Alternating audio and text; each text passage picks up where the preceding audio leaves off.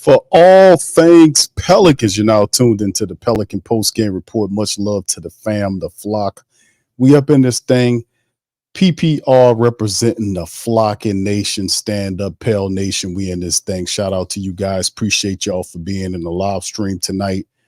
And it's been a lot of stuff shaking in the NBA world, man. But listen, Pelicans doing work, trying to put in some work behind the scenes to make something shake with the BI thing. Pelicans are linked to several players.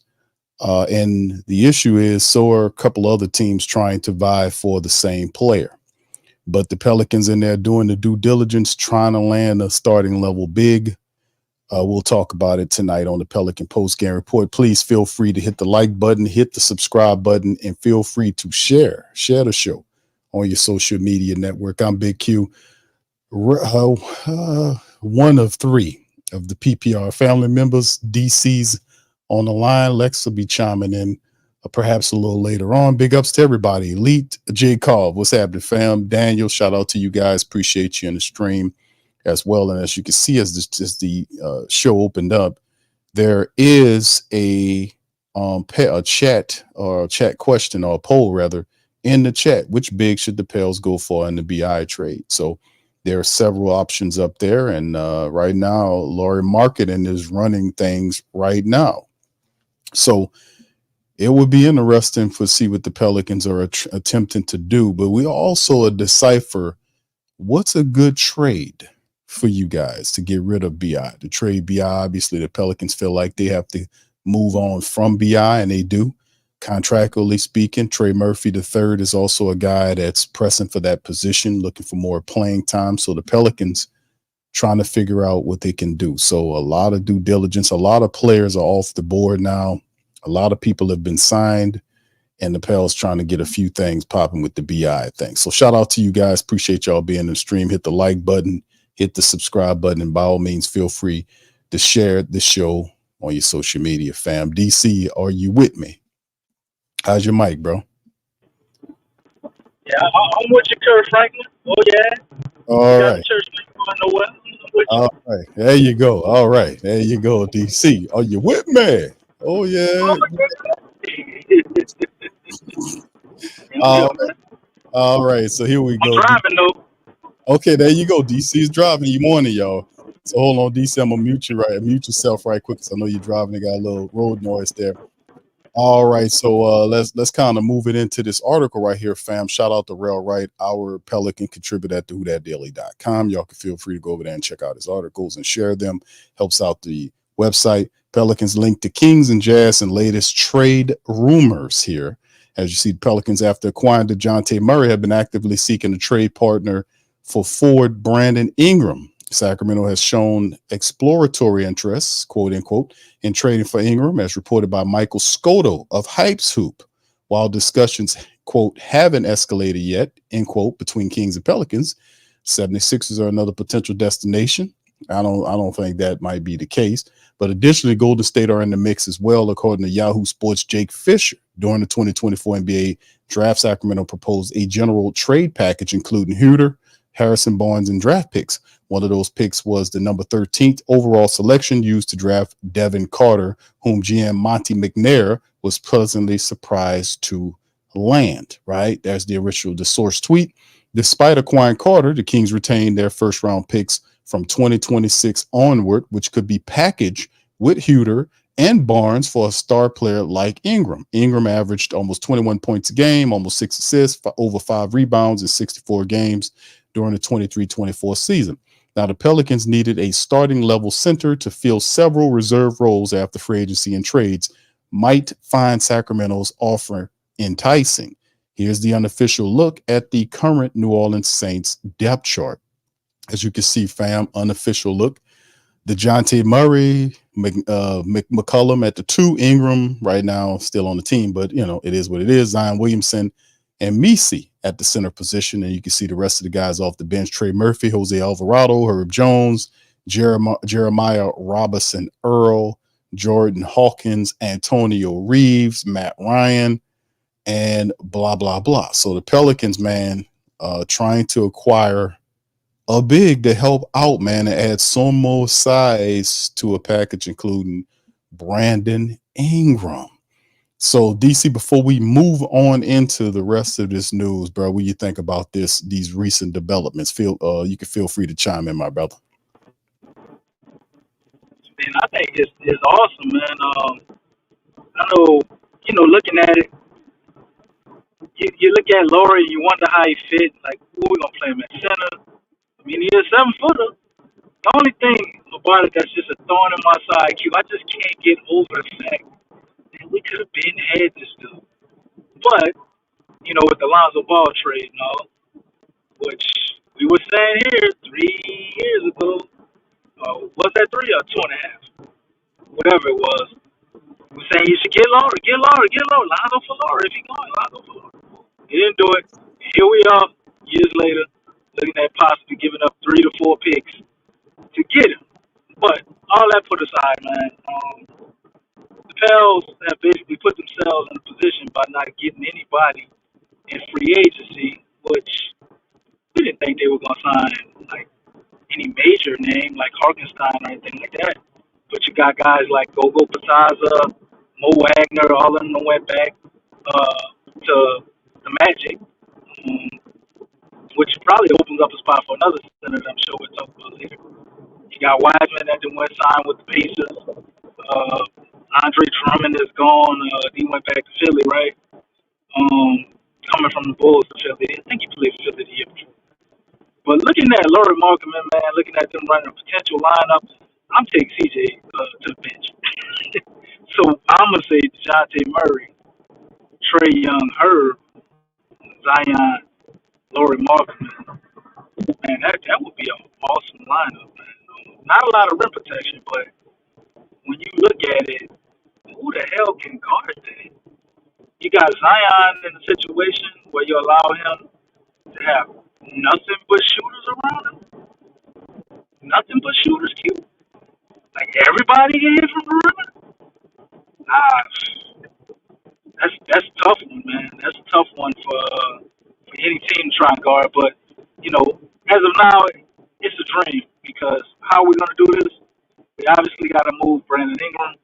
We know Utah, if they're moving off of Markman, they obviously aren't trying to be very good. So this is a pick-heavy deal with matching his money. I think he only makes about $18 million.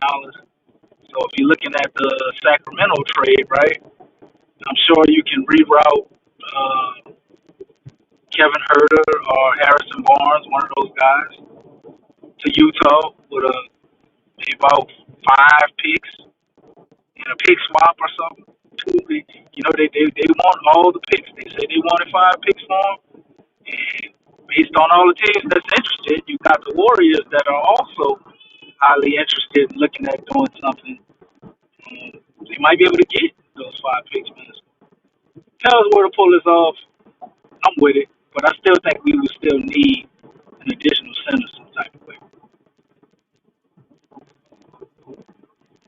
Yeah, DC, absolutely, man. It actually makes based on what they're trying to do. You mentioned the framework for a deal that's being thrown out there, a few players, marketing, and then of course maybe a couple of draft picks and stuff like that going with him.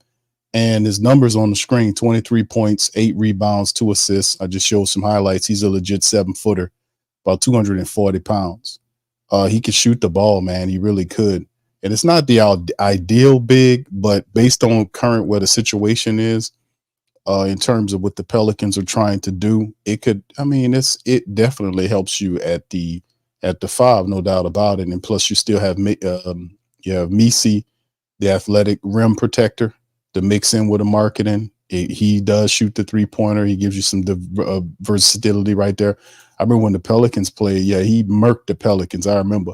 And plus, it does. Here's his contract right here, marketing right here on the Jazz, the last year of the Jazz deal, which is just over $18 million. That is on a 1-year deal for him. So you're right on that. So yeah, it's very interesting. Like I said, there's other teams, according to Michael, what's his name, Brother Haynes, and and a few other people. They're saying that Golden State is in the mix, talking to them, and there's another team they mentioned outside the Pelicans.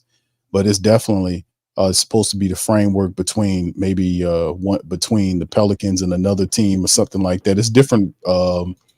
Sacramento also want they're in the mix for him too, which is weird, right? That's right. Yeah, they're it's supposed to be in the mix for marketing, which is crazy because didn't they have him already? Didn't he come from over there? From my memory serves, didn't marketing used to play for Sacramento? No, he played for Cleveland. Cleveland. Okay, there you go. He went from the Bulls to Cleveland and wound up in Utah some type of way. No, he went from the Bulls. Yeah, that's right. Bulls to Cleveland or Cleveland to the Bulls. I don't know. I think he went from the Bulls to Cleveland, then to Utah, but not Sacramento. Yeah, that's a bonus I'm thinking about. Let me pull them up here. Yeah, from Chicago, 4 years with Chi-Town, 1 year with Cleveland, and then 2 years with Utah. So I mean, yeah, he's and we put the stats on screen for the family members right here. This is some of the stuff right here for marketing. Had his best season in 22-23. He played 10 games less in 23-24. 48% from the field, 40% from downtown. He shot 39.2% the previous year. The kid's always been a pretty decent three-point shooter. His off year was 19-20. He had 34%, but last year almost 40% shooting from downtown and 90% shooting from the foul line, with 48% from the field in 33 minutes of action. So these are pretty decent numbers from the legit 7-footer Larry Markin. If the Pelicans can pull it off, it will definitely be an interesting move for them to have Misi and then Larry Markin for the Pelicans. Now, ideally, DC, we know that a lot of the family members prefer. This is the confusion that I had, because I know a lot of people say, "Nah, Q, we need Jared Allen." I don't think Jared Allen. You said you was doing some research on that. From what I was seeing and getting, Jared Allen's not on the table to be traded anywhere, because Kenny Atkinson is the head coach over there, and he had him in Brooklyn. So it's the overall feel is, and it's saying he's talking Darius Garland in the stand because of what he did in Brooklyn with D'Angelo Russell and Spencer Dinwiddie. How he was able to get those two guards to coexist. Right. So that's, and you know what's crazy about this whole thing? Darius Garland right now has no trade value right now. I mean, it's amazing. Like, it's very difficult to move Darius Garland right now just that fast. We thought it was going to be hot. Now he's got that $200 million contract like B.I. wants. Yeah, he's stuck with him, whether you won't like it or not. It happened. It fell very well for Cleveland. And then Spider gets his money. Darius got his money. And now the rumor is, now you talked about that, the research you did in terms of Jared Allen, what you came up with. Similar thing, man. But one thing I found a little weird is they talked about Atkinson wanting to keep him. Donovan Mitchell says he wants him to stay there. Cleveland said they're keeping their core together, right? This is what we've been hearing. But when I heard a lot of the press conference in Cleveland, man, Atkinson spoke very highly of Mobley at the 5. So that it just kind of had me scratching my head a little bit. If they are trading him, right, nobody tips their hands. You hardly can't believe what any team says, until things really start to heat up or the trade happens, because everybody always lies to keep the trade value of their guy high. So they're making it seem like he's untradeable. We really don't want it. So you can keep, throwing more picks and better offers at him.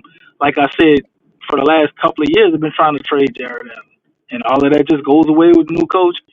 I think a lot of the offers they've been getting for him, they're not really feeling. And they're like, man, this guy's valuable. He's a lot more valuable to just hold on to him than to just trade him for this or that. So that's kind of how I see it. There's a chance they're telling the truth and they want to keep that core together. I mean, they were pretty good, man. They got to the second round of the playoffs, right? So that is the reality in itself. But looking at guys like Laurie Markman and Wendell Carter Jr., I don't feel the need to over pursue Jared Allen or overpay for him, to be honest. Yeah, because and that's another thing we talked about. Orlando just been paying their guys. They paid Gogo, they paid your guy Isaac, gave him his bread, and Wendell Carter Jr. I'm sitting there saying, okay, they paying all these guys and bringing Gogo and Isaac back, and they paid Wagner, gave him his bread. So I mean, I'm thinking to myself, what are they gonna do with Wendell Carter Jr.? I mean, there's a lot of rumors circulating around with the Pelicans and their link to Wendell Carter doing their due diligence with him. So them people extended 3 centers, Q. I know. And their 4th center they didn't do nothing with. Yeah, he on the outs. That'll tell you something. I don't know what they. Right.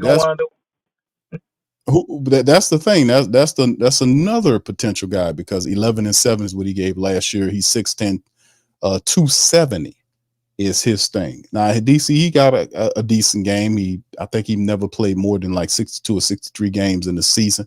Sometimes he's been having his little issues with injuries or whatnot. But Wendell Carter Jr. is definitely out there for whoever wants him.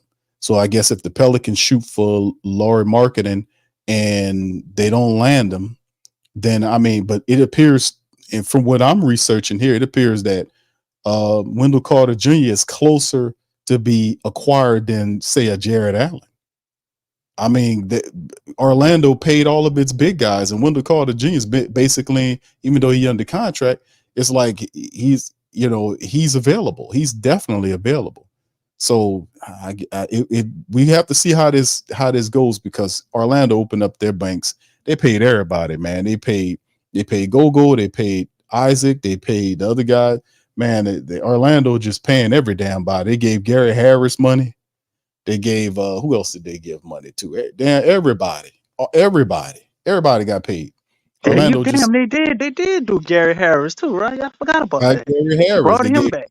Brought Gary Harris. Their big move was signing Caldwell Pope. That was their swing for the fences move. They got Caldwell Pope. Yeah, they got Caldwell Pope over there. They brought Gary Harris back. They gave I think they gave Wagner some bread. They gave Isaac some bread. They gave Gogo some bread, and they just spreading it all around, man. And Wendell Carter Jr. But like what I've been researching and seeing, Wendell Carter is more achievable is the term. To be gotten than, say, a Jared Allen, because like I said, Kenny Atkinson has basically got the core to stay together, and I think the Cleveland team's going to be good, man. They're hitting the ground running, like I like to say. But yeah, Wendell Carter Jr. is still an interesting piece too, man. Let me go over this article right here, DC, if you don't add anything with the Wendell Carter information. There's a NOLA.com. Shout out to Christian Clark. Pelicans need a new starting center after Valanciunas exit, and he gives 4 options. So these are some of the options that Christian gives. Pelicans address one major area of need, point guard, by trading for Murray last week. The franchise focus now is on the center position. So hold on, let me kind of put that on screen for the family so y'all can see that as well. All right, so the franchise focus is now on the center spot. In a 3-day span, the Pelicans lost their 2 leading minute getters at the position from last season. Larry Nance Jr., a mobile big man Pelicans coach Willie Green liked to close games with, was included in the Murray trade. Then on Sunday, interior bruiser Valanciunas signed a 3-year deal with the Washington Wizards in free agency. Valanciunas' departure means the Pelicans will employ their 4th different starting center since 2019, when the team drafted Zion Williamson #1 overall. And that's very interesting within its face, and a good piece of information that he dropped right there, man. 4th different starting center since Zion Williamson been here.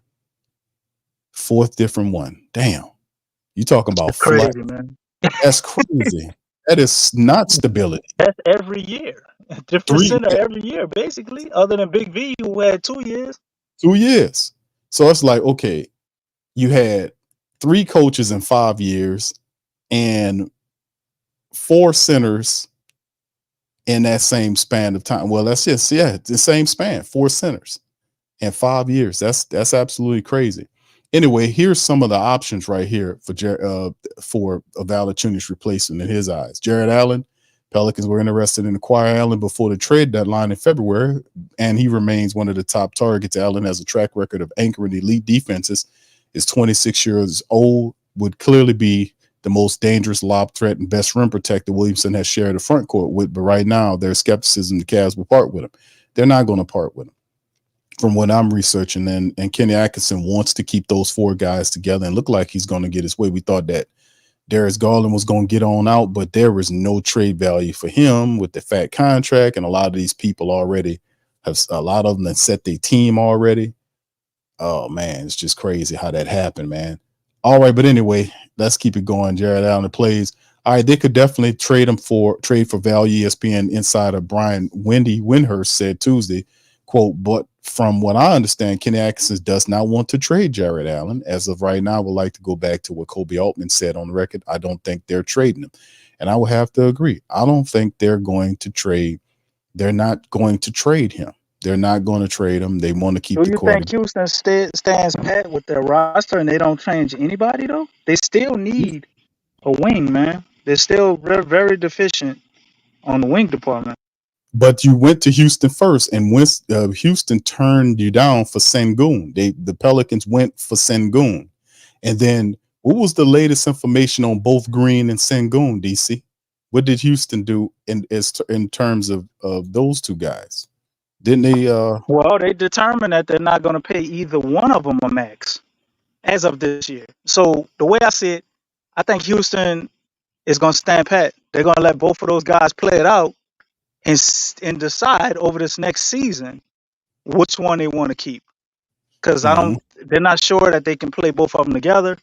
They look like they don't know which one they want to move off of, because Green played very well at the end of last year, man. 30-point games, pretty regularly. So they don't know who they want to keep and who they don't. They can't pay both of those guys a max. You can only give one of them a max. So I think they're going to stand pat until they can decide which one that'll be, and then they'll probably trade the other. Okay, let's take early picks on this one here. I say the max goes to Sengun. Who do you have? I think that's a wise pick, Big Q, Sengun, but I can't count Green out, man. Green has a lot of talent. He's just very immature and a young guy. But Sengun is ready now, so that would be the right choice and the wise choice. But if you say Green, you're taking a little bit of a gamble, but I could see it. I could see them keeping Green too. Right, that's what I'm saying. A skill big. Those don't, you don't have a skill big. Those don't just fall down out of the sky. I mean, no disrespect to Green. Need to do skill wings, man, and that's what everybody wants. Jalen Green is a shooting guard that can play small forward probably too, and I mean he's kind of rare too. I don't know. I'm gonna ride with Sengun on that one, brother. Y'all put in the chat who y'all would, if y'all had one player to pay the max to, like if you were Houston, which one would it be? Would it have been Sengun or Green? Which one would y'all go with? I'll go with Sengun. I'm gonna go on that. The Pelicans heard something. They was like, "Hey man, y'all want to come up off that with Sengun?" I think they're gonna give him the bread. I'm gonna just be honest. Anyway, back to the article. The fact that they didn't ask either one of them, man, just kind of tells me what they stand, man. They're still trying to figure it out, BQ. They don't know either. They don't know either because they both really good. But like I said, this is an early vote, and a lot of family members saying Sengun too. Yeah, he says all centers' roles are not to score, but to defend and rebound and set screens. Jay Koff said it's true. Joker, Embiid, the only real centers. Everybody else is trash. Either fours at the fives. Yeah, my man One Smoke said Embiid would tear us alive, if we got Laurie. And you know what I like to say to that One Smoke? Embiid tears us alive no matter who we have, brother.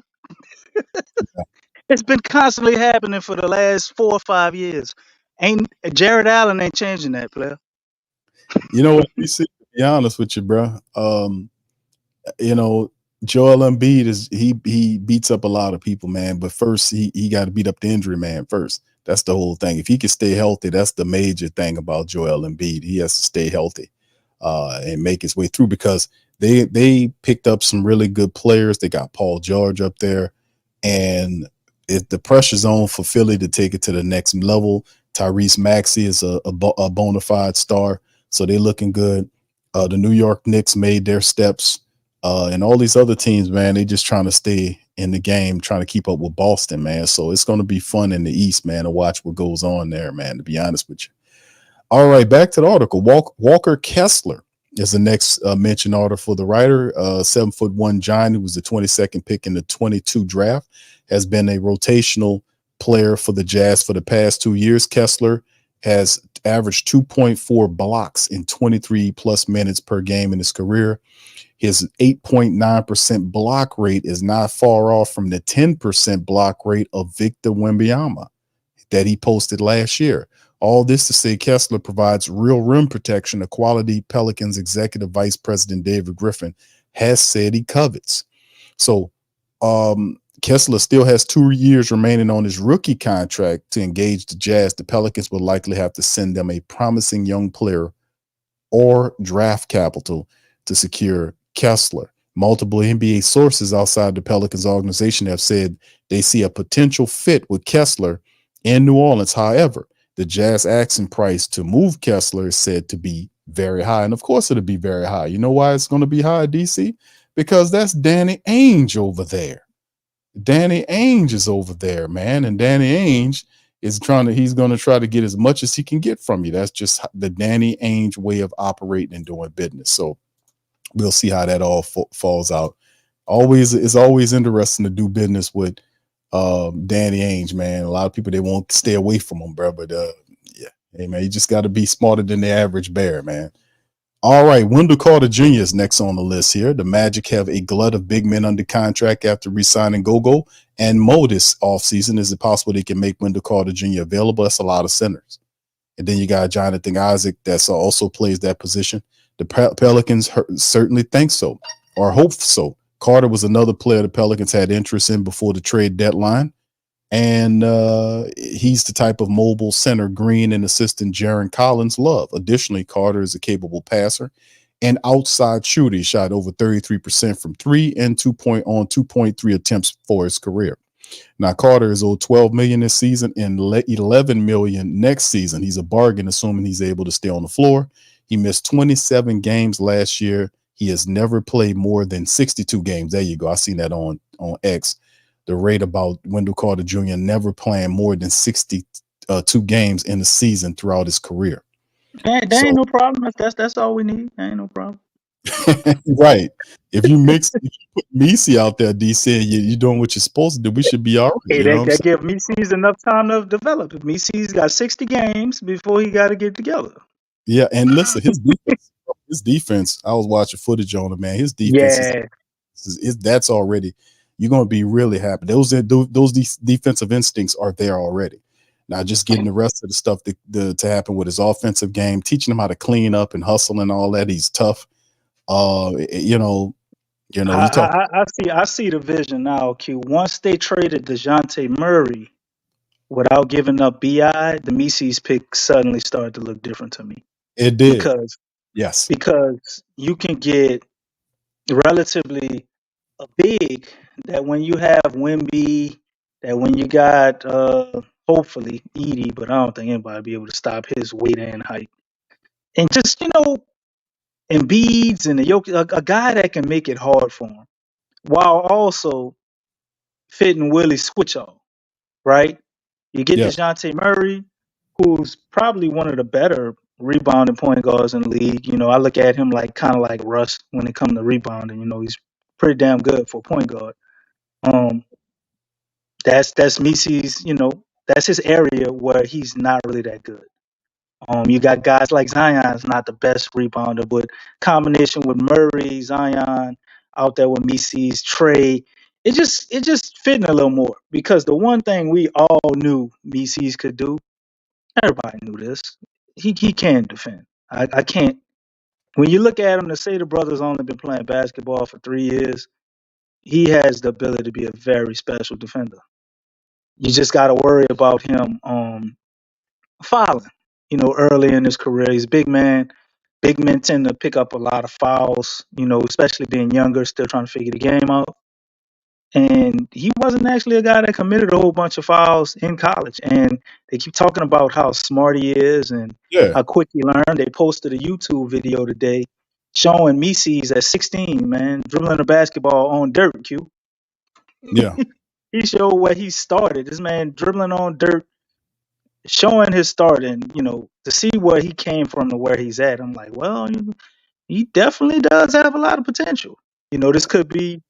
Some people say, "Oh, this the Giannis of the future," being sarcastic and stuff. But he does have a similar timeline to a lot of those guys that just started playing basketball, and it looks a lot different than Jackson Hayes. I know when you look at the numbers, they're probably very comparable. That's why I But did, but I didn't agree about his that. start and how he works, it looks different than Jackson Hayes, man. He looks like a guy motivated that actually takes his craft serious.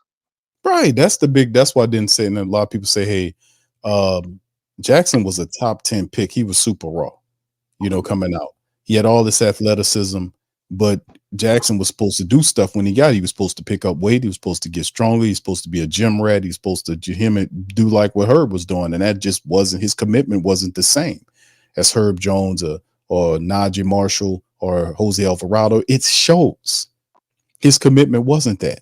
I don't know what it was, but it wasn't what it was supposed to be. And ultimately, what ended up happening was he ended up being a very bad pickup for us. We ended up letting him go do whatever he was doing. It was a waste of time. This guy, right?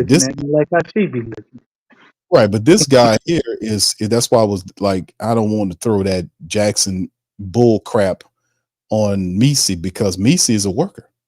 He's motivated. He's a worker. He's serious about what he wants to do. And I just love the family background that he comes from, man. I really do.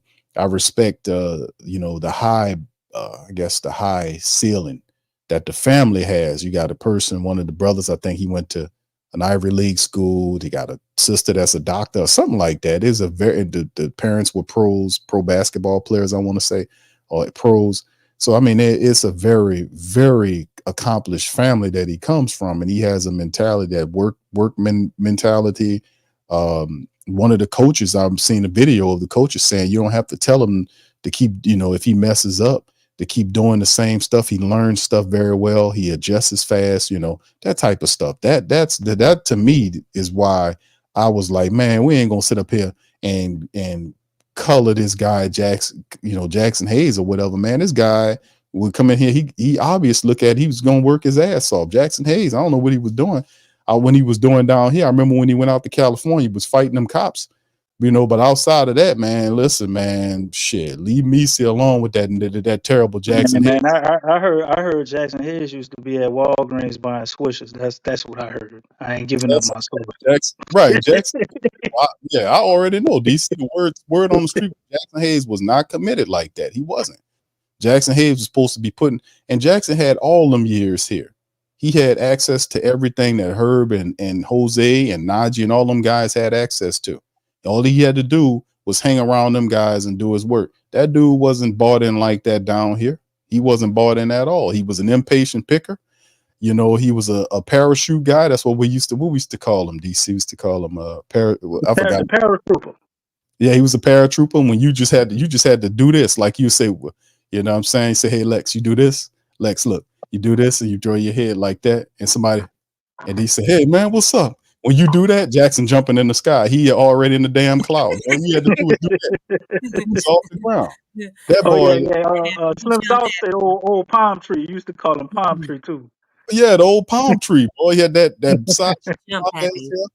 Yeah, and then he draw you. You said, "What's up, Jackson?" You draw your head up there like that, and that boy jumping all through the roof. That boy ain't seen a pump fake hand, like, just undisciplined. So that's why I say I don't want to put that Misi energy. Put that Jackson negative palm tree energy on Misi. Misi's a worker.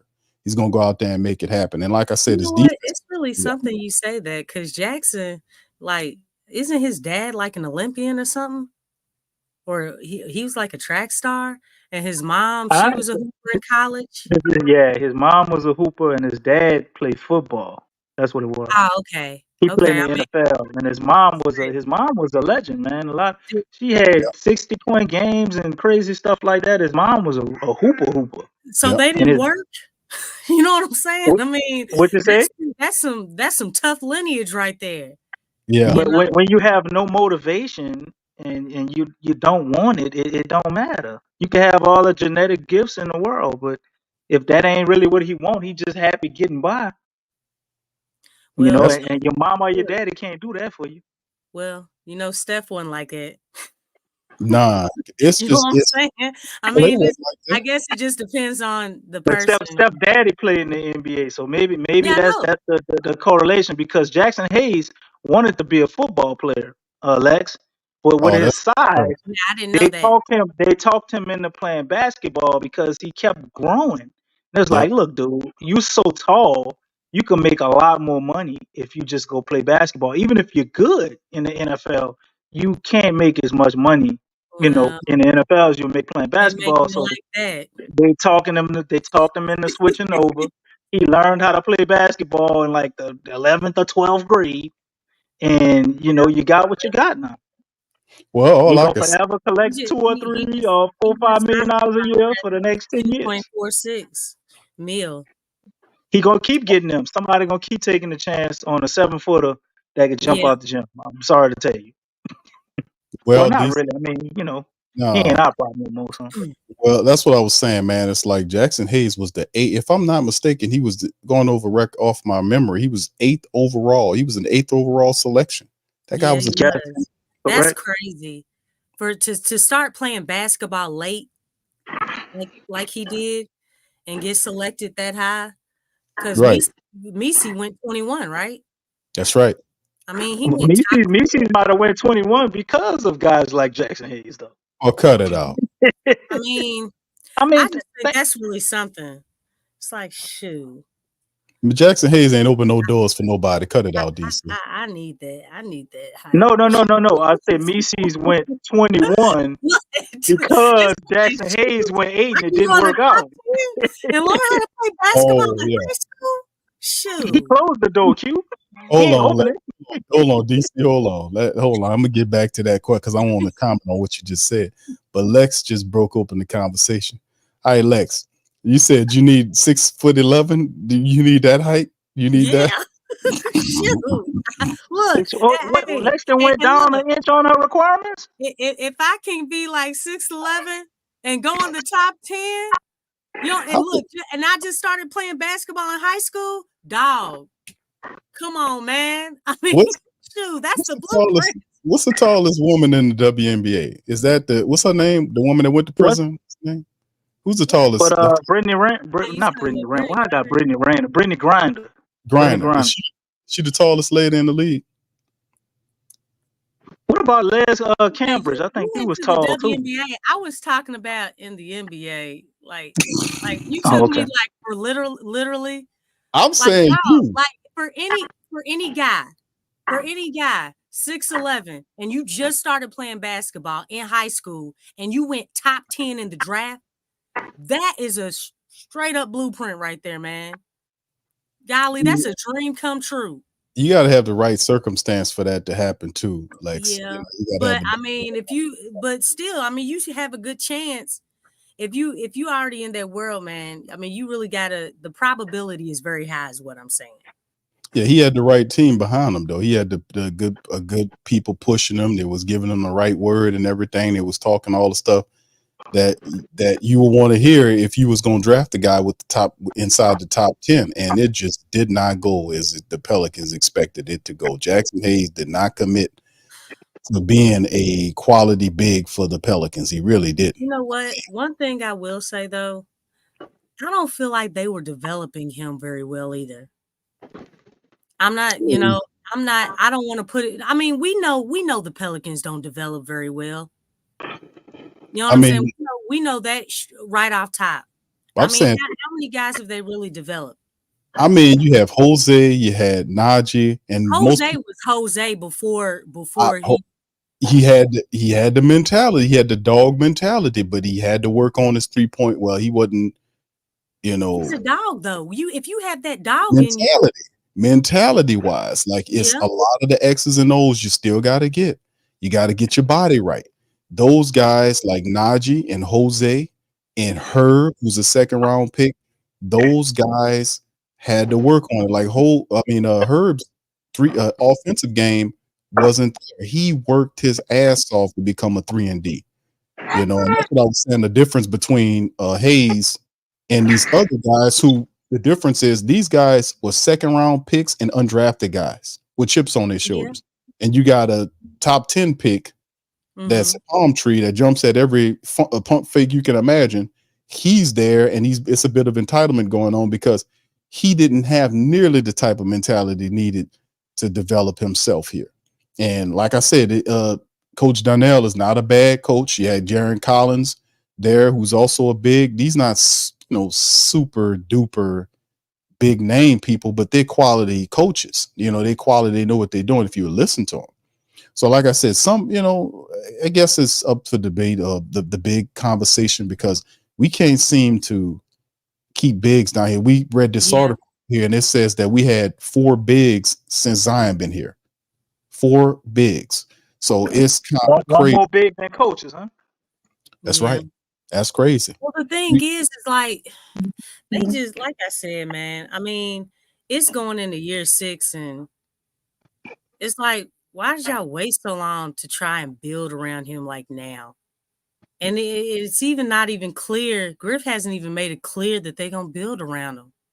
You know what I'm saying? I mean, because he hasn't came out and said that. He ain't gonna around the bush. I think it's pretty obvious though. Yeah, they're building around him. Ain't nothing to be said. No, but look, like I said, hey man. Did he ever say it was Brandon Ingram's team? Like after the Drew Holiday thing, I think he learned from that and he just shut up on that. He did say that it was Drew Holiday's team. Drew Holiday ain't here no more. You know what I'm saying? And somebody specifically asked him that question. Remember? Yeah. They asked him that, and he was still beating around the bush. I don't understand it.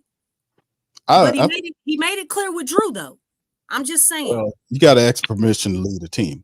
So, but this is the thing going forward, though. You know that's how do you ask for permission to lead the team? Q? What? Just call him up on his cell phone. Say, hey, Griff, can I lead the team? Oh yeah, well yeah, there you go. And he gives you the permission. Oh goodness gracious. Drew did not do that. Drew Holiday did not do that. Wait. So you just call? Is there a certain time you got to call Griff, or you just call Griff at any time and you say, "Hey Griff, can I lead the team?" You got to call him on Friday at 5:55. Why 5:55? Because it's the fit. Listen, Friday at 5. Why not 4:44? Oh no, you can't do that. That'll get you fired. Has to be 5:55. You ask for permission. The stars will be aligned, and then you give it permission. That's how it goes. But Lex, I'm making light of it. But yeah, you got to ask permission to. You know what Drew Holiday said. That was that little thing, that sticky thing they said. But the early on was like, okay, this is Zion team. Well, Zion was so hurt and missed so many damn games. You know, they relied on BI. So kind of BI took the team and it became his team because, you know, obviously with Zion missing all these games. So everything kind of focalized around Brandon Ingram, and it's understandable. But, you know, so did Brandon Ingram call Griff at 5:55 and ask permission to lead the team, Big Q? Maybe about 2 years ago? I don't know, DC. I don't have that information, brother. Oh, okay. We're going to have to do some digging, man. Look into that, man. That might be what happened. Yeah, well, yeah. I'm going to dig in there and see what we can find, brother. Listen, all I'm saying at the end of the day is if, you know, that's how it happened. It kind of, because originally when you took Zion Williamson, he was this big name and everybody knew, man, you got to build around Zion. All the injuries happened, so you couldn't really build around him because he was missing so many games. So the second option was BI, and BI in his mind said, I'm the first option in many cases. And a lot of that started to fester during his period of time. So it's hard for him to say, I'm going to take a back seat to this guy. And I've been here putting in work and leading when he was missing out. Then CJ comes in and CJ get to dancing and doing what he does. So, you know, and then Will is sitting there. So CJ's dancing, BI's playing his ISO ball at times. And then Willie got his arm folded just watching. So, I mean, it just took a nap. What CJ was doing? He was dancing. He was supposed to be or CJ was dancing. He was dancing. He was dancing. MC Hammer dancing, or he was just doing a little shoulder shake, or he was like full out dancing. No, he was actually doing a little Michael Jackson, doing that. Wow. Dancing. He had his penny loafers. He had his, I could see him with some penny loafers on. he had his penny loafers. DC, he had the bottom of them. He had them super slick at the bottom of them. The penny loafers. He had some Vaseline on the bottom of penny loafers. Yeah, bro. And when he bust that spin, he would podcast when he bust that spin, and that's what that in the money green suit. So it's one of the things. It's a lot of stuff shaking down there in the Pelican building, as you could tell. But I mean, now that you see that the experiment is going away and they are going to BI, it's obvious that CJ is going to eventually be out of here, and they saying, okay, we got to build around Zion. So they finally doing what they were supposed to do years ago, which is put a team of shooters and athletically gifted people around them. But it is working the way it was intended. Like I told you, I keep saying this, family. I keep telling you, Lex and DC, the Pelicans do stuff by process of elimination. Y'all thinking I'll just be throwing it out there, but think about what? And that's what's the matter, because you always talk about Big Q is systematic. Oh yeah, you know what I'm saying? Because, and I keep saying this, when you look at the Sixers with Embiid and you look at the Warriors with Steph, they knew who their guy was. They knew it. You know what I'm saying? Even with all their injuries, and they were injured for a while. It wasn't just a season or two. It was more like 4, between 4 and 5. Mm-hmm. You know what I'm saying? Yeah. So it's like, so if those organizations are able to do it, why weren't the Pelicans able to do it? That's all I'm saying. Like, if that's your guy that you're building around, be committed to it. Whether they're injured or not, because the thing is, when they do get back, you see what I'm saying? Everything is already set in place. Right. Well, but you also got to stick to it too. You got to be able to stick to what's going on too. You can see the penny loafers on right there busting that Michael Jackson. But one thing I do want to say, another thing, Big Q, is that it shouldn't have taken to the 5th season for you to get a physical therapist. Process of elimination. Organization. No, but I'm saying all the other organizations had physical therapists, right?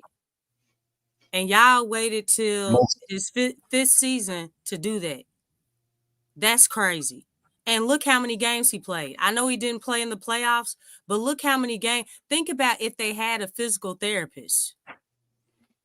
It worked. It helped. Yeah, it did. It really help. Did. So think if we were more proactive and had the right staff, the medical team to hired on to the organization, they could have solved a lot of these injury things with Zion way before it got to now.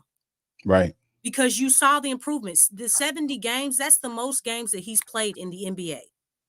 Right. And it's all because, and this is the first season where the Pelicans had a physical therapist. Yeah, I know that floored me too. Like some of the stuff you gotta prepare. You gotta prepare. Make the necessary adjustments for your star, your number 1 draft pick, to be successful. Mm-hmm. You knew he had a unique body. Everybody was talking about it. Yep. I don't know, like bumblebees are not supposed to fly, people, but they do. That's Zion. You know what I'm saying? He's a bumblebee, and the talking about the Transformer? Huh? No, you DC. So funny. Oh my Lord. Oh my gosh. That's DC. That was one of my favorite Transformers, Lex. DC's crazy Bumblebee. Oh, I'm sorry. Oh, DC. breaking news. Maybe 5 hours ago though. The Bulls are planning to move on from Nikola Vucevic. Right. Because DeMar DeRozan says he's leaving. They said if he leaves, they're moving on from Vucevic. $20 million a year, 2 years. True center. Uh, a very good, I guess, 3-point threat. At least maybe a couple of years ago, that kind of went down a little bit. But I think a lot of that has to do with some of the looks he got over there, and just the Bulls as a whole. Man, they're not really looking that good as of late. How do we feel about Vucevic? I think he would more or less be a consolation prize if we can't land any of these other guys. But we're gonna have to get a center. $20 You million got a year don't sound that bad to me. you got to look at him. I mean, we know DeMar's supposed to be. He wants to go back. He wants to go to California. So it's a lot of stuff going on with that. But it's also the Lakers looking at Jeremy Grant from Portland. Pelinka trying to pull that off. But Vucevic is a skill big, 18 and 10 a night, 6'10", 260. Let me see what his 3-point stats is, because I know he can shoot the three. I just don't know how well he can shoot the three. 29%. Okay, that was down, boy. That was a worse year. God damn. Well, since 2020. How long has Vucevic been in the game, DC? Uh-oh, I got echo going on here. DC, turn your speaker off, bro. Yeah, I'm here. Go. All right, so yeah, Vucevic shot 29% last year from the 3-point line. Prior year was 35% from the 3-point line, but he gives you 18 and 10 and a half. But yeah, it's a fallback option, no doubt. We talked about this before. I mean, if you can't get, like you said, if you can't land these other guys, you call Chicago and see what the asking price is for Vucevic on a 2-year deal. I mean, he doesn't fit Willie Switchall, but I don't hate Vucevic, but I definitely would rather Wendell Carter Jr. over him. Yeah, if you can't land the rest you of can't get nobody else, I mean, then he'll be the guy. I think he works. But how does it work? Do you give up this BI, or how does it work? I mean, at this point, man, it's the Bulls. They stupid, so I don't think it would be that hard to pull off. You probably be able to get Vooch for a couple of second-round picks, man.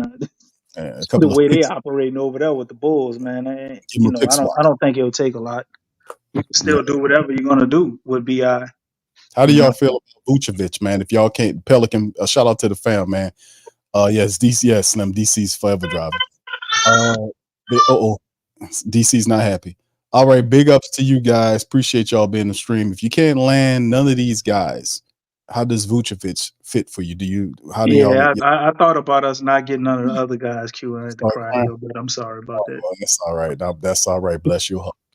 All right, so let's finish up on this. Isaiah Stewart on this article right here. Split time between power forward and center in his 4 seasons in Detroit. He quietly developed into a decent outside shooter. Stewart knocked down threes at a 38.3 rate. I didn't know he was shooting threes like that. On almost 4 attempts per game last season. Wasn't to let threes fly, and he's a good offensive rebounder, physical presence on the floor. The Pistons drafted Jalen Duren in the lottery 2 years ago. It would be a surprise if Duren isn't the team starting center on opening night this year. Stewart is owed $15 million in each of his next 3 seasons. Langdon, who was with the Pelicans for 5 years, became the Pelicans' lead executive in May. Perhaps Langdon and his old boss, David Griffin, could do business. So I like Isaiah Stewart. He's just incredibly undersized. He's like 6'8", but he's a bully on that Julius Randle type game, that bully ball type stuff. Like I said, 38.3% from downtown, but very much He only 6'8". You better figure out how to do something special.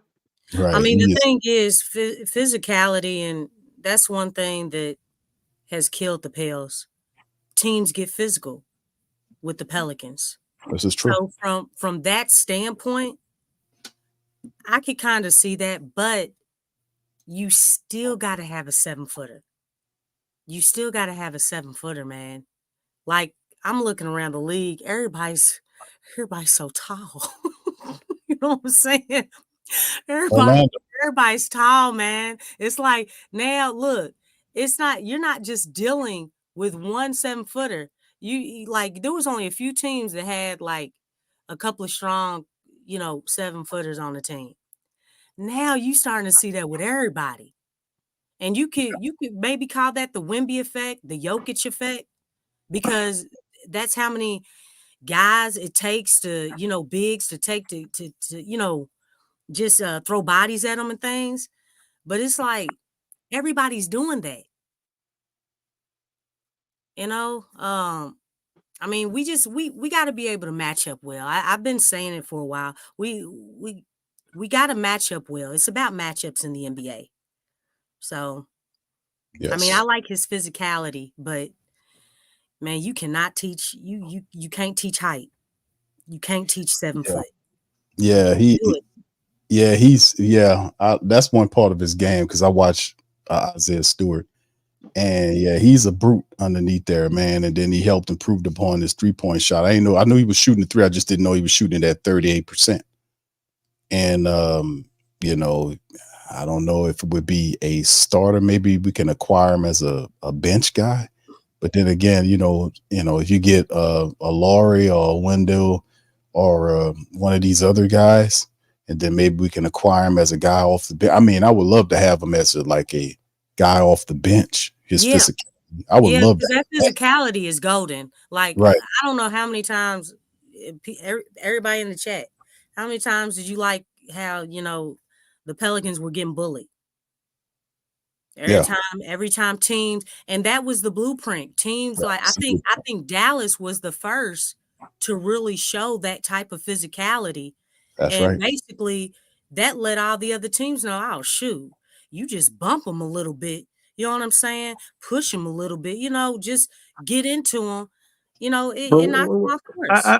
I think it's a method to the madness for that, and one is DC. Whatever you doing, hold on. Whatever you doing, keep doing it because your mic ain't popping. It ain't doing. You ain't fish frying. You ain't frying in the carp. I'm at a stop sign right now, bro. Whatever you doing, keep that. You sound that sound. He was frying fish. His whole mic sound like he was on the road again. Frying pineapples. Lex always on the road. I got to rebuild a studio. When I get back in the studio, I get my mic. I get my real studio mic back up. I still got it. DC I'll be driving, man. I'll be driving. Basketball on the road again. Oh, that sounds good. Lex, you're gonna have to record that for me to play that while I'm driving. DC was drinking Red Stripes and every damn thing. This mic sounds terrific. Hey, I can't drink Red Stripes when you're driving. You can't. That's a DUI, bro. You trying to get me in trouble now? Not in Jamaica. Yeah, to laugh at that with himself. But go ahead, bro. Go ahead. No, I was saying I think it's a method to that madness, man. I don't think it's so much of just purely the physicality. I don't think we're that weak-minded where people just beat them up and that's what take them out of the game.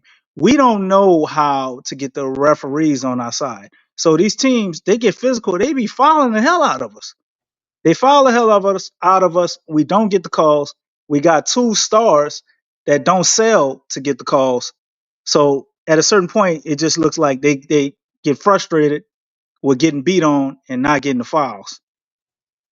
So I don't think it's necessarily like we can't handle like just regular physicality. But when you look at the OKC game, man, I mean, I went back and I looked at it, multiple times. Are you talking about in the playoffs? They was fouling the hell out of them, but it's not just the playoffs, man. We're a team for whatever reason. I think it has to do with our age.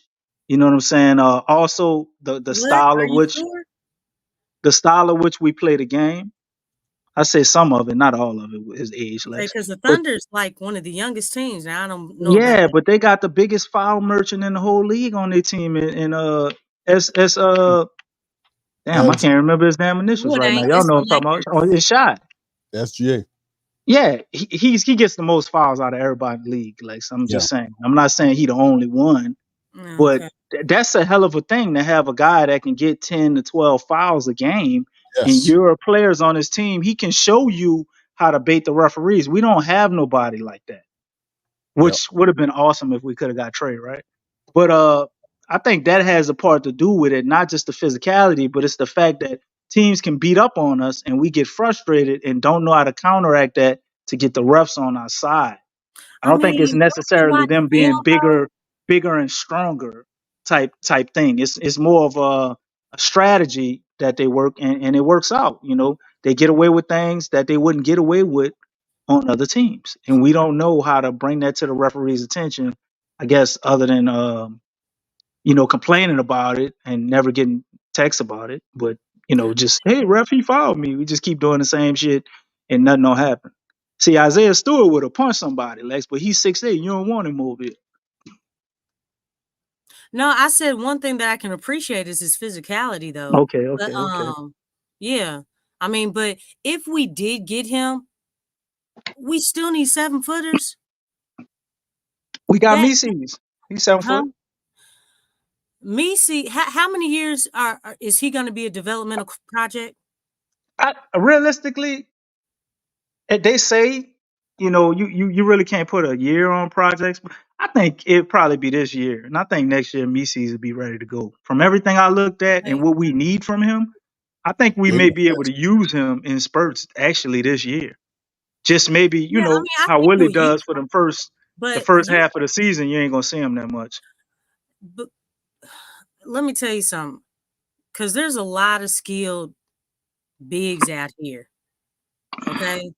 A lot of skilled bigs. So, yeah, he's not going to be able to do it himself. Because, see, the thing is, they know how to hunt those fouls.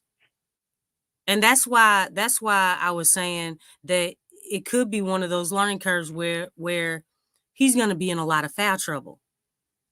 Because when you look at guys like Jokic, Wemby, Giannis, Porzingis, guys like that, they know how to attract that type stuff. So it's got to be more than him. It's got to be more than him. I mean, just from an experience, because that's going to be a huge learning curve. Let me tell you, all the rookies go through it. All of them do. And the fact that he's big, we all know that he has to get stronger. One of the top two things that rookies always say that's very challenging in the NBA when they're coming to the NBA is that the speed of the game, the speed is faster and it's more physical. That's been consistent. It's those two things. It may switch, but they always say that those are the top two things. So between the physicality, they're going to get physical. They're going to see Misi and they're going to be like, oh, shoot. Oh, you barbecue chicken. You know what I'm saying? Be like, shoot, I'm about to get an and-1. I'm about to go to the line. You know what I'm saying? They're going to challenge him. Yeah. For real, they always do that. And it's not just him. That don't sound good, Q. You said some pineapple curry salmon or something. Now that sounds good. DC started it. He said Big Q. What you said? Big Q. Barbecue. See? Well, you know what? We trying to eat healthy with the Pelicans. How about some that made you lose some weight though, brother. How about some baked chicken? Some baked garlic chicken. How about that? Yeah, you trying to be healthy, huh? Yeah, I just said that. Garlic? I just said that, DC. DC ain't listening. He ain't got his ears on. He driving. Yeah, I had my listening ears off for a second. I ain't hear you say the healthy part. Yeah, I was saying that's why I changed it from barbecue to baked chicken, baked garlic chicken. He ain't gonna eat that. Okay. So people ain't gonna eat too much baked garlic chicken, no, Lex. That's too healthy. I mean, for real. Look, with some steamed broccoli. That's a once a week meal for most Americans, bro. That's a little too healthy. Okay, what? Yeah, we try to too eat bland, Lex. Maybe some cauliflower. Got to change the game, brother. We got to change it up. Hey, I'm just saying, rotisserie chicken, a rotisserie garlic chicken. There you go. That sounds pretty good. Okay. Yeah, my boys. Yeah. With some glaze. Oh man, I hear hungry up in the damn chat. All right, Jared. Right? Question. He says, "What do you guys think about Trey Murphy as a starting 2 guard? That would be pretty long defense." All right. Quick response. I think he could.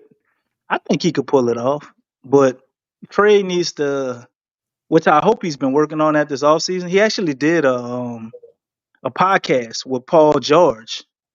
I think we might be able to pull up a few clips, and show it. But self creation, as far as creating his own shot, they asked him what he needed to improve on, and that's the first thing came out of his mouth. If he can get better at creating his own shot, we don't want him to be BI from the mid range, but just being able to create that mid range shot, create his own 3-point shots off the dribble, Mm-hmm. I definitely think he can be a damn good shooting guard. So yeah.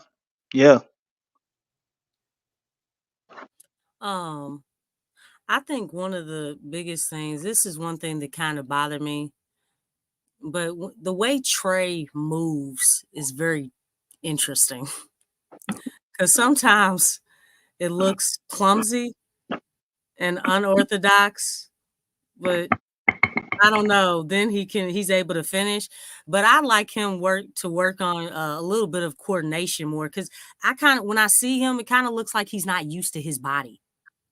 And I know he did grow. Didn't he grow like an inch or two or something from last season to this season?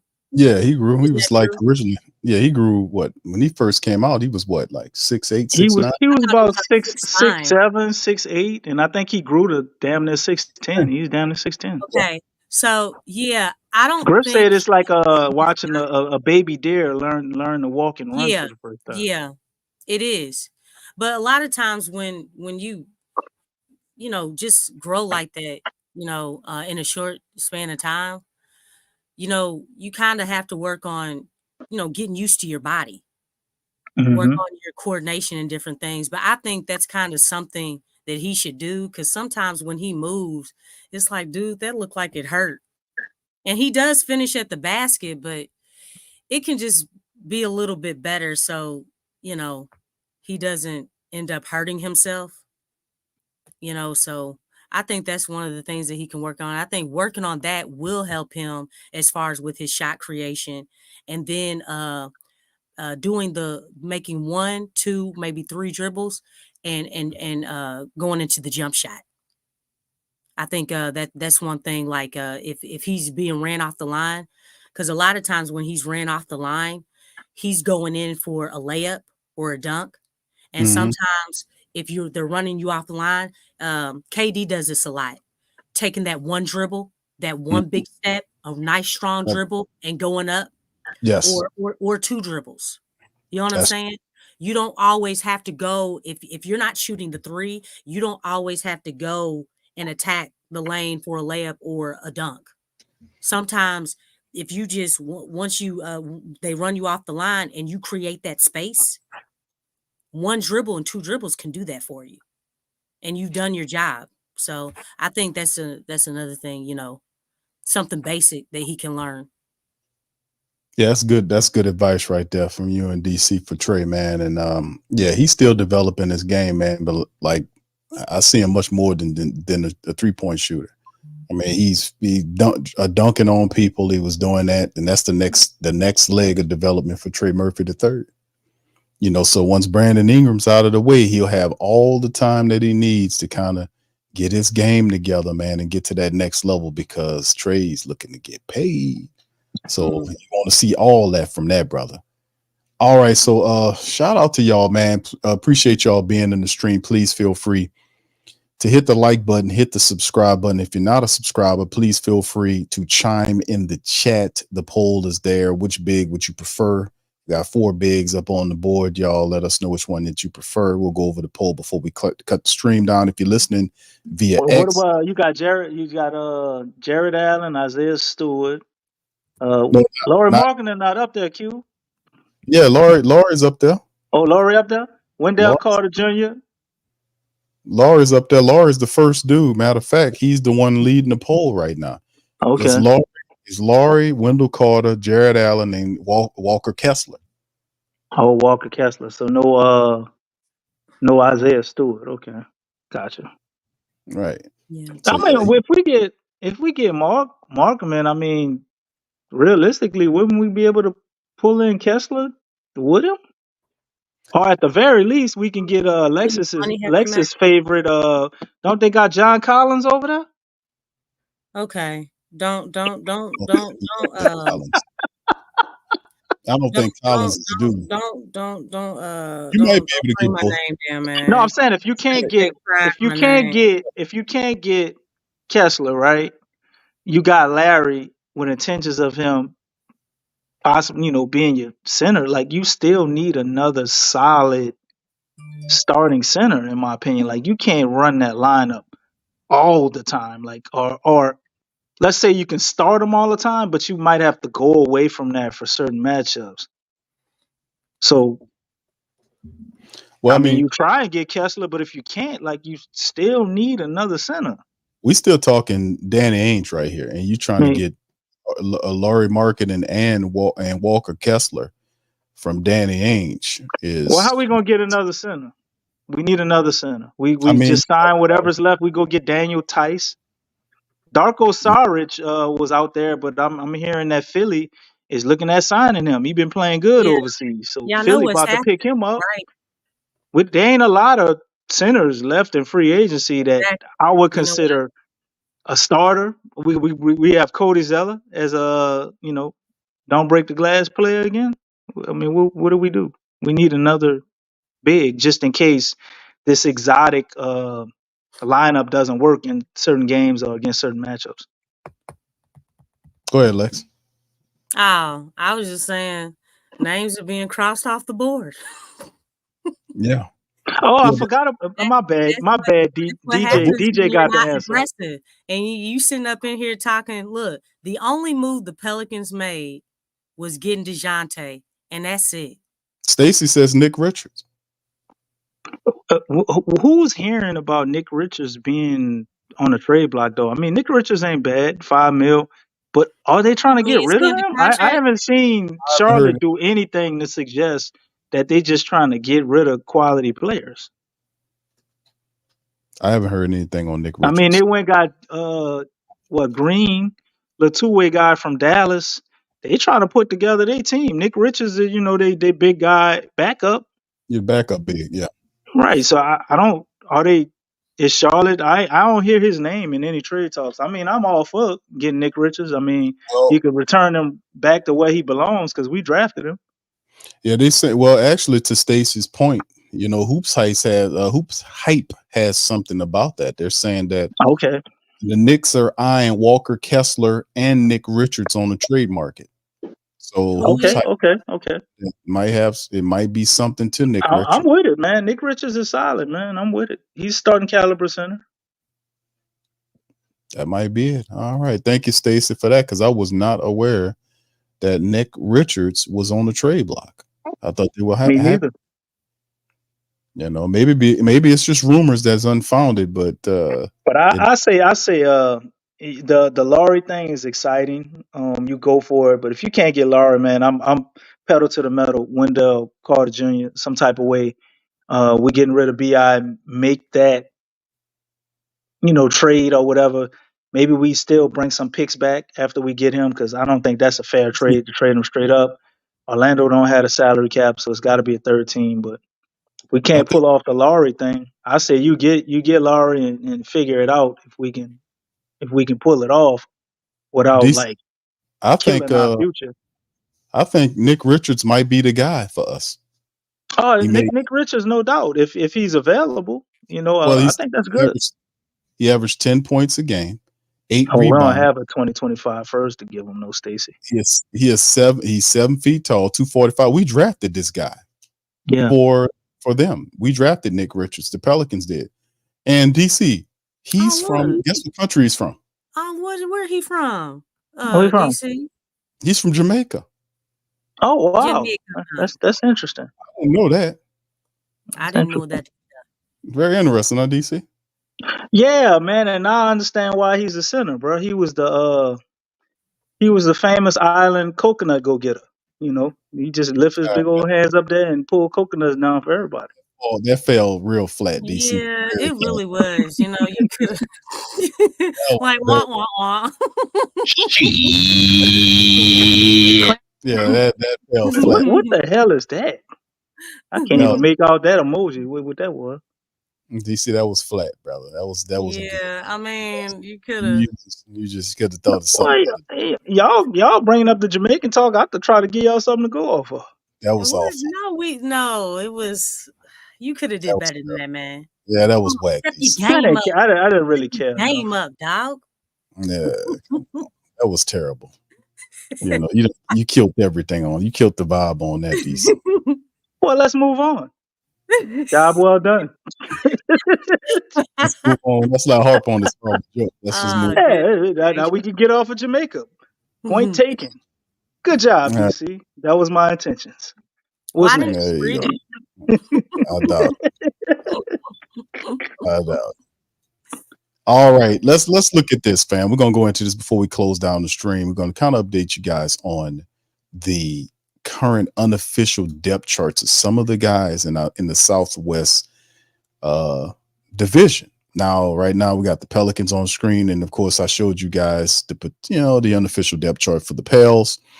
Murray, McCollum, Ingram right now, Zion Williamson, and Yves Missi. Then, of course, off the bench, Jose Alvarado, Trey Murphy III, Herb Jones, Jeremiah Robinson Earl, Antonio Reeves, Jordan Hawkins, and Matt Ryan. So there's still some other talent there. Pelicans trying to pick up some bigs to kind of add some length there. And probably the best team right now in terms of how far they got in the finals was Dallas. Dallas did a lot of fantastic stuff, and this is what they're looking like right here. Dallas with Luka, Kyrie. They added Klay Thompson to the team. They got Klay there as a shooter, PJ Washington, Daniel Gafford. And then off the bench, Dante Exum, Najee Marshall, Max Kleber, Derek Lively III. And they got a few other guys right there, Jaden Hardy and a few others, Alex Fudge, Dwight Powell, Brandon Williams. But this is the Dallas Mavericks team. A lot of people anticipating Dallas to be a very difficult matchup for the Pelicans, as well as the rest of the NBA. Adding Klay Thompson as a shooter to go around along with Luka and Kyrie, man, wow. And then, of course, we go to the Spurs. Chris Paul joins the Spurs. You know, Castle was the guy that they drafted in the first round with Devin Vassell, Jeremy Sochan, and Wembanyama. Off the bench, Trey Jones, Julian Champagny, Keldon Johnson, Zach Collins, and more and more and more and more. So the Spurs get an old man in Chris Paul that kind of helped Castle get his stuff together. Trey Jones is decent. And they still have some talent there in San Antonio. Perhaps if they could stay healthy, they could probably cause some problems. Remember, they did beat the Pelicans on the back end of the season. We needed that game. We really needed that game. If we would have won that game, that would have changed a lot of stuff. Maybe not a lot, but it would probably made things a lot easier. Winning all some of them, more of them home games would have helped too. Indeed. And then, of course, the Houston Rockets, the last team in the Southwest. They did a lot, huh? Didn't they? What, Houston? They started to turn it on a little bit more towards the end, but Alperen Sengun, he wasn't in the mix because he got hurt. But I think they just need reps together. But you know, I'm thinking they gonna be nice. It's another year of cohesion. They got 1 year of cohesion together. Yeah, because they really didn't do too much. Steven Adams is there, and then of course it's about Aaron Holiday and that, but pretty much the same team redeveloped with that coach down there. So I mean, it's going to be Southwest. Like I said, man, we've been talking about the Southwest is going to be a difficult division to play in, especially with Dallas there and what they're doing there. So the Pelicans still have some work to do to kind of clean up. Somebody, Big Q. The Grizzlies. Oh, I forgot the damn Grizzlies. Good Lord. They got Zach Edey. Yeah, that's right. I forgot Triple J. Got the damn Grizzlies. Hold on. We still got a year on the Grizzlies, in my opinion. I think they're gonna be good as they were. No, I think they're gonna be good as they were. DC. Well, wait, I'm not finished talking before I say my year. Well, let me do this. I'm gonna give you full. Let me just kind of run the depth chart down that you can start tap dancing around. All right, so here you go. Ja Morant. All right, you and your new Wobbin gibberish.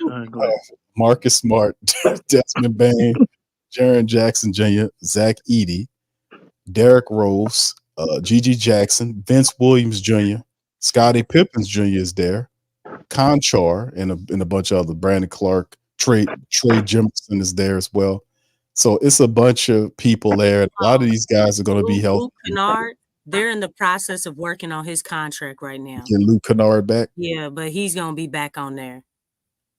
Yeah, this is going to be fun, man. Watching all this go down, man. Okay. So, back to you, brother. Go ahead. And Memphis, to me, they put themselves in position to be where they were a year ago. So yeah, they'll be good. But everybody else, in our division, except for Houston, has gotten better. We're better.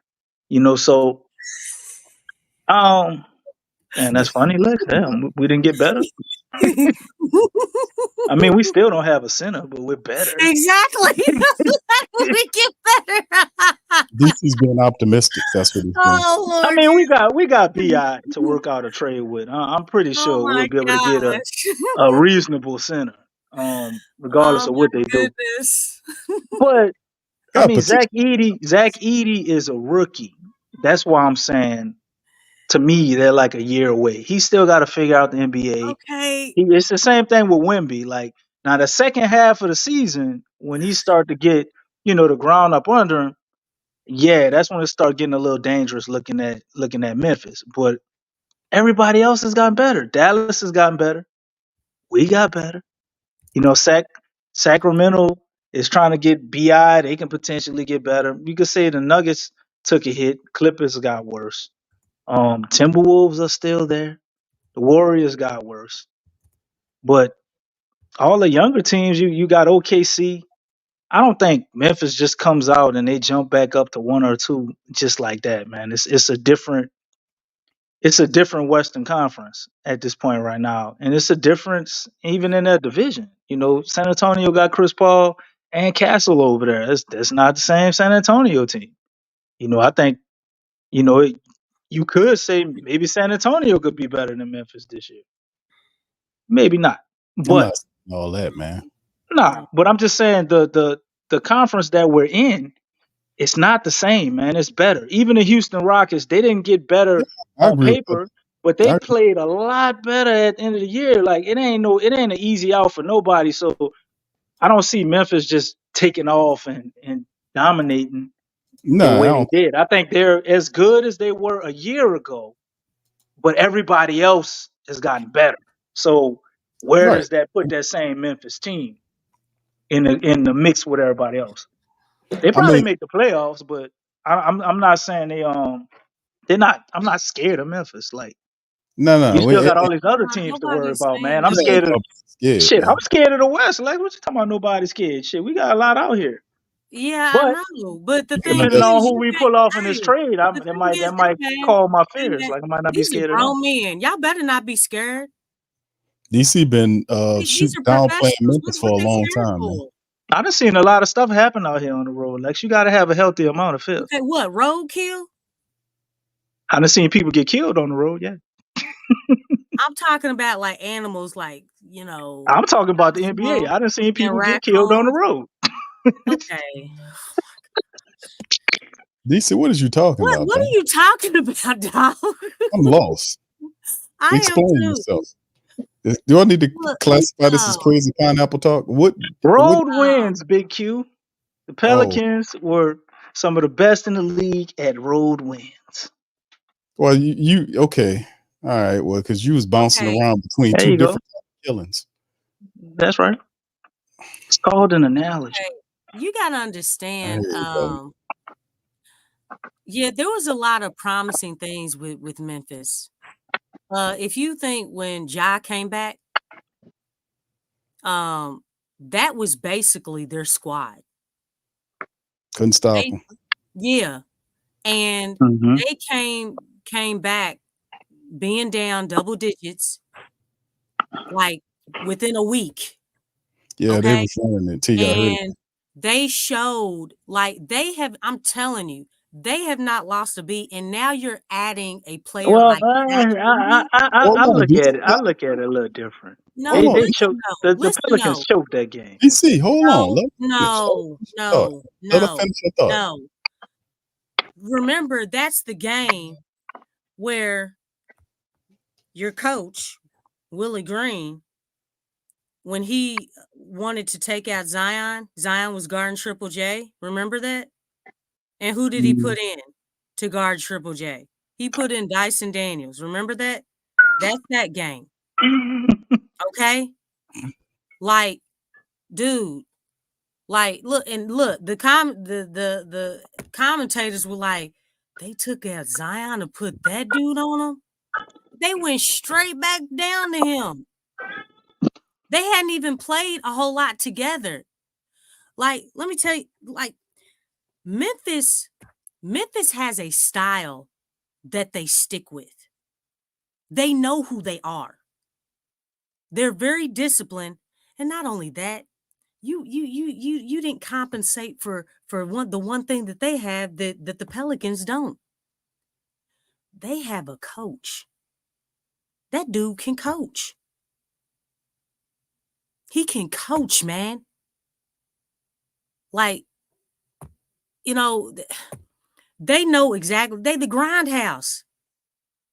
Man, Memphis, they grind. They've always grinded since Zach Randolph. That's their identity. They know who they are.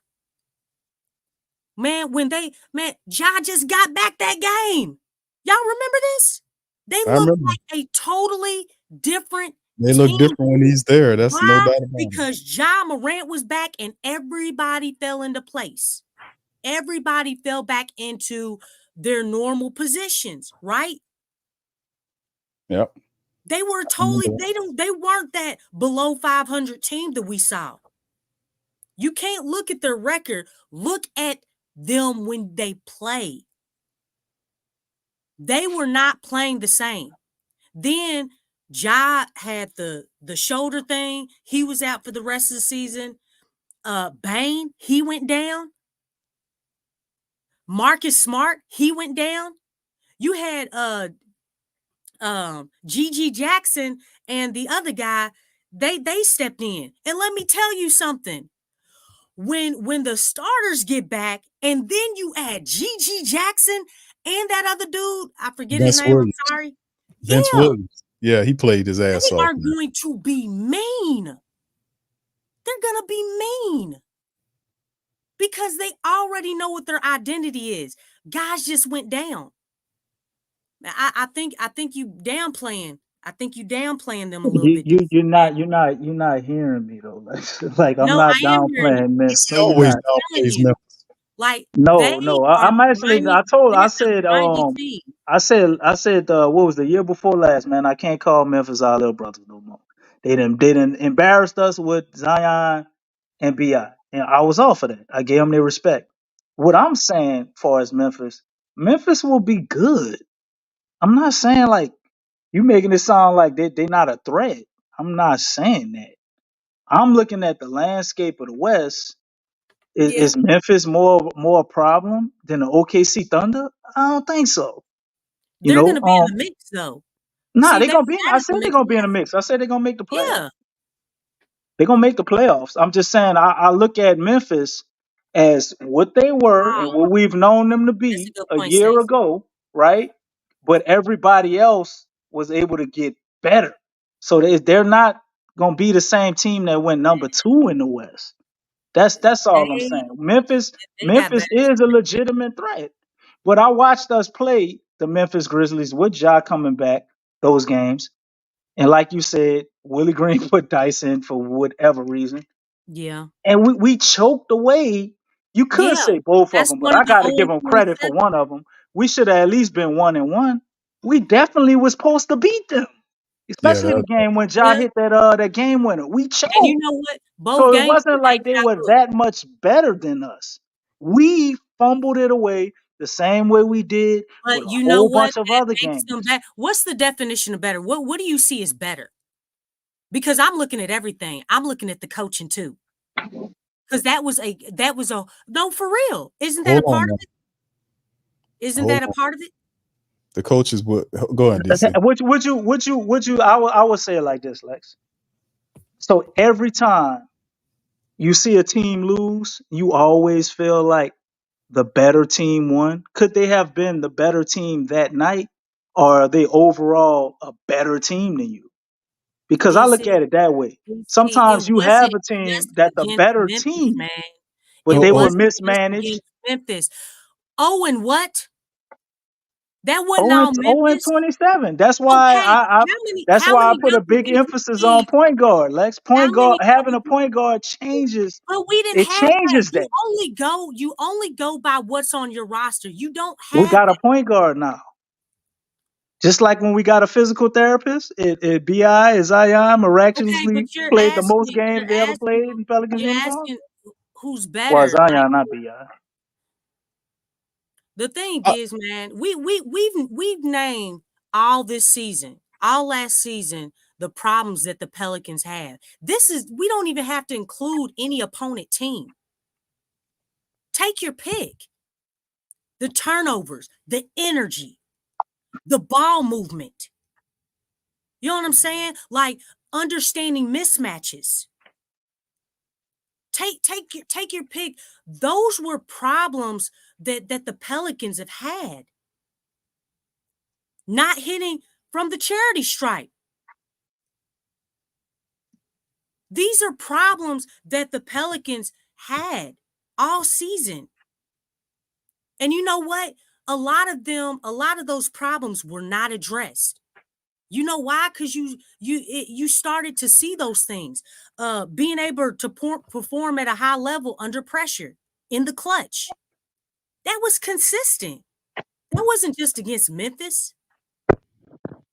I know, Lex. But you don't think so? Let me ask you this: you don't think getting Dejounte Murray was still having the potential of trading Brandon Ingram to yield you another very good player? We don't know that yet. Well, the team that's constructed right now, let's say we just sign a center. Okay. We just sign because they have to sign a center, right? There's a lot of unknown, DC. Wait, hold up. Okay. BI is still on the team and everything. The team as constructed right now, they get a bum off the street to play center, just somebody competent enough to know the plays, set screens, get a few rebounds. You still don't think they're gonna be fouled out before the second quarter? Well, we get two bums then. We get two. Get Cody Zeller. We get two of them. I say we crack. We get Cody Zeller. Cody Zeller good enough to not foul out. Look, you don't think the addition of Dejounte Murray to help mitigate some of Willie's issues? The reason I'm so hard or heavy on the point guard, because the point guard is similar to a quarterback a lot of times. Or you could say you're a superstar because they can do the same thing too. If I get people in their sets, get them in places where they're comfortable, does that not give us an identity? If I'm very good at that, does that not give us an identity or a way of playing or play style? There's more to it than that. No, there is more to it. But if I'm very good at that, does that not give us a form of an identity? Yes or no? It gets closer, but it's not finished. Like we don't know who the center is gonna be. Well, why do we think it's not gonna work if we don't know? There's nothing good that can happen. That's a piece that goes towards getting better, but we're not finished. The Pelican squad. Does anybody feel like the squad is finished? Y'all feel like this is all set? It's not, but they man, if this was a race right now, we got 2 feet out front of finishing this and being very good. They're in a very good position to finish strong without even having to run full speed.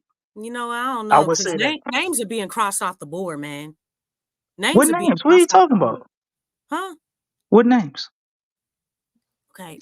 Like Wiseman, Andre Drummond, like who's crossed off the board? The guys looking I'm saying names are being crossed, like guys are getting signed. They're going to other teams. There's still There's a guys lot of available. bigs But that we are we being we signed. Are we we're not gonna looking at build the our same team thing? through a trade though, Lex. Yeah, We're not worried about exactly. signing free agents. We never were. We're Right. gonna do it through a trade. So it's like I don't see any name that's been crossed off the board that's like, oh man, the Pels got to hurt. They Right. still you got Kessler, you got Wendell Okay. Carter Jr., you got Laurie they talking about, you Okay. got whether Jared Allen can still, be or not. Now you got Vucevic popping up out there. You got Isaiah Mitchell Stewart. Robinson. There's a bunch of centers. I'm not saying I want some of these guys I'm naming, but That's what I'm there's a saying. bunch of people out there that you Like, still could get. For your trade. Yeah, like you're right. Yeah, so it's nothing to oh no, like it ain't no panic. I'm say just is, saying, oh my like, God, they gotta hurry up. They don't. They hey can man, take their y'all time know and how the slow walk Pelicans this. move, They, man. Y'all they know how really the can. Pelicans move. They I mean, really it, can. it ain't no big secret, It but don't have to be, but nobody knows who we're gonna get. It's not a big secret. We need to make a move, so the thing but is to say that like we have gotten better. We've gotten a better piece on the team, right? But everything is not completed yet. No. It's not no, completed. you And right so about that. to say that we're better than the Grizzlies, like as of right now. I can't. If I can't say we worse though either. I don't know about Okay, all I that. can If say I like can't say we we're better not better because than we're them not right now. complete, I can't say we worse because we're not complete. Correct? You know how long like they've actually played their core, which is Ja and Triple J. They've been together like I think Lex is since speaking. since Lex, Lex, you're speaking about philosophy and identity. That's what you're saying. That they have the players to fit the identity. Is that what you're saying? Where they just have to be healthy and they hit the floor running. Is that what you're saying? I mean, yeah, they had a down year. They had a They down can year. definitely can They get didn't out have to a they better didn't have start. their They can get they out didn't to a have better their start they than only us. had one starter, and then Triple J ended up going down. So all their starters were out. I can Hmm. give you that. They You know what I'm definitely can get saying? out to I a better mean, start. all of their starters were out. You know what? And that But speaks to it. when they played against the Pelicans, man, basically their team was back. They were actually back when they played the Pelicans, and they did not look like the below 500 team. All those games that they lost, they didn't look like that type of team. They looked like a totally different team. And that's Yeah. all I'm saying. It makes a difference when you have all your guys, like all their starters were out for basically the second half of the season. But shouldn't that speak to them being even more dangerous that they had all these guys that were hurt, but the reserves got all these Yeah, they reps? got experience. They were able to get reps. Zaire Like, look Williams, at all the young Vince, players. Look at all the young players that got time to go out there and play ball. Gigi, Vince, Zaire. They got more playing time than Jordan Hawkins. I know Yeah. that. That's They one got way. more playing time than Matt Ryan. Yeah, I mean, but we're in a tough West. The Memphis is in the Yeah, mix. and they part of that. There ain't They ain't no conversation on that. DC, you're 100% right, bro. You don't have yeah, to. man. I can't catapult them above nobody else. That's the only point I'm trying to make. They one of the teams in the mix. Like we're gonna see who rise to the top. But then I ain't looking at Memphis like, oh my God, we got to go out and get people to match up just with them. I'm more concerned about the Spurs in the future than Memphis. You know what I'm saying? But Memphis is right there. You know what I'm saying? They right there. And They are they they hungry. You know they yeah, hungry. they're hungry. They're a They team that'll stop. take it from you. You know how we always talk about, the Pelicans need to have a chip on their shoulder. They need to play pissed off. Like, man, let me tell you something. That They about to come out with that heat. yeah, I They get are. all of that. But at what point? At what point does Zion start to scratch just the surface of his potential? If we get Zion healthy with a team focused around him, if we're able to trade Brandon Ingram, because that's exactly what's going to happen. Barring injury, I don't think anybody in the West want to see this shit. Just being real with you, I can see that, but Mhm. everybody else, might Zion, not see that or see it come to fruition. And you're right to look at things that way because we never get it done. We constantly get hurt. We just got a damn physical therapist. It works so well. Why don't we get two? You know what I'm saying? So I'm it's like trying to figure out why I took the fifth season to bring in a physical therapist, poor, man. poor That's mind mismanagement. blowing to You know me. why? You Why know didn't why? you bring one in his first year? Wasn't thinking about it.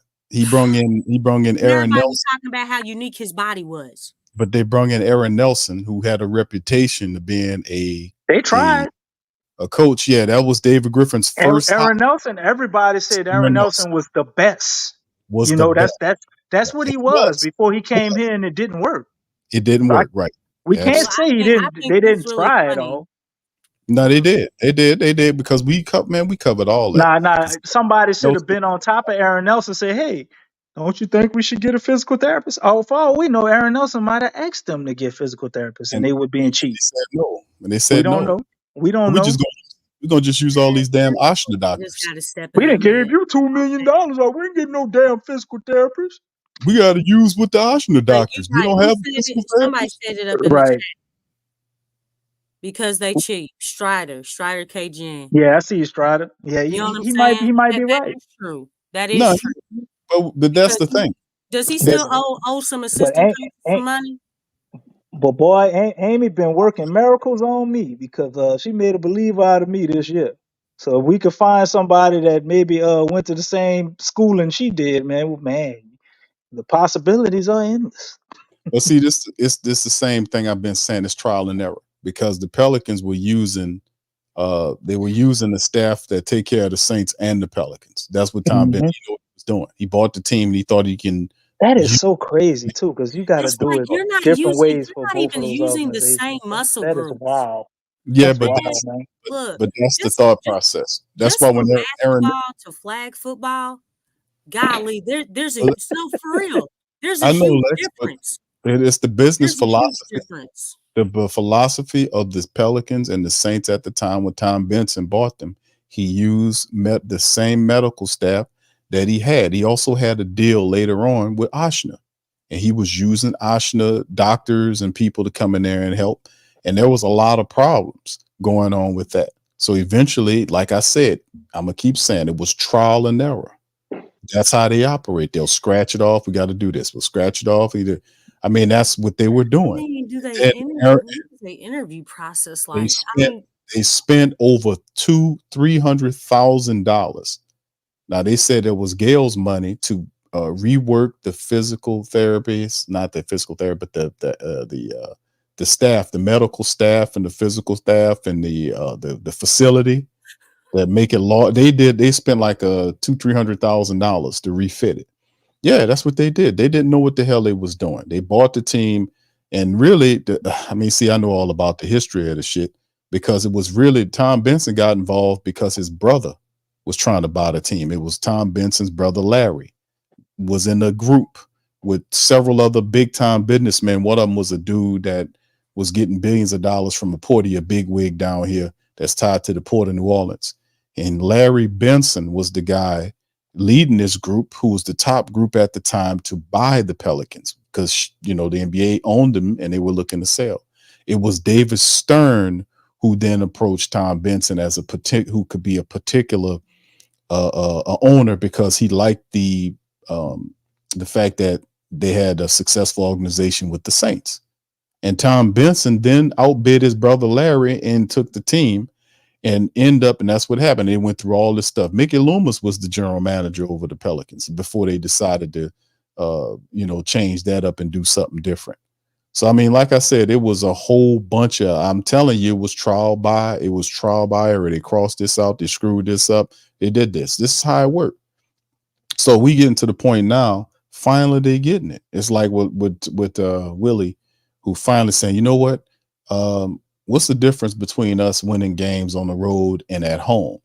Well, we practice in the home or in the away people's arena. Why don't we do that in our own building? And they did that. And at the end of the season, that one time, and after they got that one win, then they went back to doing what they got to do.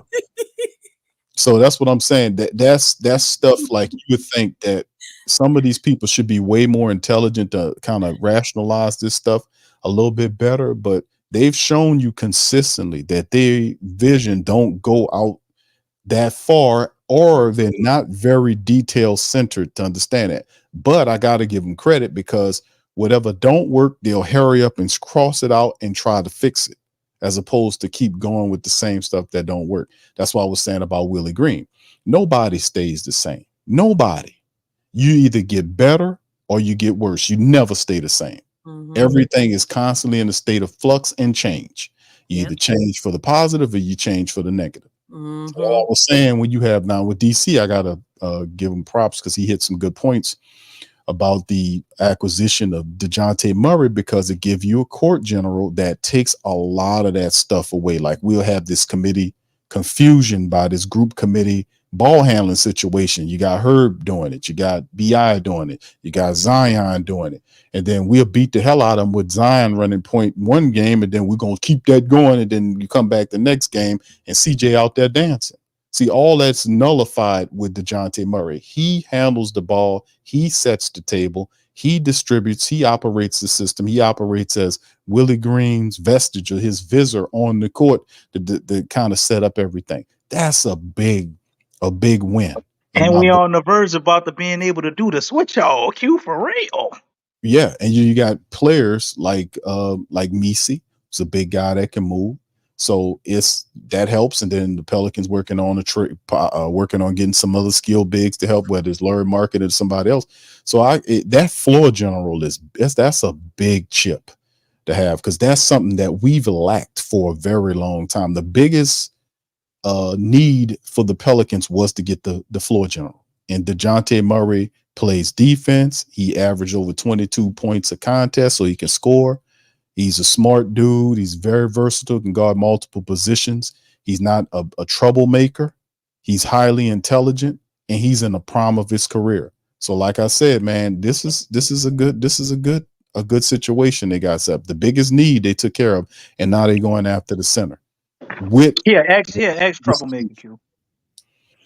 Okay, ex troublemaker. But then, his family, his mama was a blood. So, you know. Well, DC, come on, brother. I'm not talking. That's. I mean, but he's not. He's changed his. You know, it's not the same. He's a different cat, and he is a Popovich pedigree. He got the Popovich pedigree. All right, yeah. I ain't gonna let that go. He's learned. And that helps Willie too. That helps Willie too. Think about this too. Yeah. Y'all remember when we had Lonzo Ball, right? How did we look offensively when we had Lonzo Ball before Stan Van Gundy? You know, just having a point guard, man, something that simple, I think tremendously changes the Pelicans on offense. Nah, it was a lot more than lives. We had an identity. Mm-hmm. Everybody knew their roles because the point guard was the one that balanced that out and kept everybody in their place. Also, but he was under who though? He was under Alvin Gentry, who couldn't see nothing through them goddamn bare eyes he was looking through. That wasn't all Alvin Gentry. Alvin Gentry was letting them run amok and do whatever. They were making things happen on the court because you had 2 point guards, really. You had Drew Holiday and you had Lonzo Ball. Mm-hmm. And they made life extremely easy for Zion. Right. That's why I'm like, man, having a point guard with this version of Zion we got right now, I'm telling you, Lex, is going to look very different and it's going to be scary. I mean, I know, barring but injury. I'm saying, look, I just wanted to finish. And that speaks to Willie, Lex. That's all I'm saying. Don't forget the Willie chip, because having Dejounte Murray helps Willie out too. Now that's what I have to agree with you, Q. As much as I want to say he ain't gonna change. That's why I said it was gonna work, DC. Because I don't think, I'm being honest, I don't think he gonna change. I think Dejounte, he's like, Willie gonna try to draw some. It's like, okay, we ain't doing that. So Dejounte Murray is set up under Popovich, Lex. If Willie come through talking that ABC 1, 2, 3 shit, that boy ain't gonna listen. That's what I'm saying. Because Willie don't need to coach. No, I'm saying if he's put in a position where he coaches, we losing. I'm saying that, but that's what I'm saying. You having a high IQ point guard, a guy that has experience running offense. Which is great.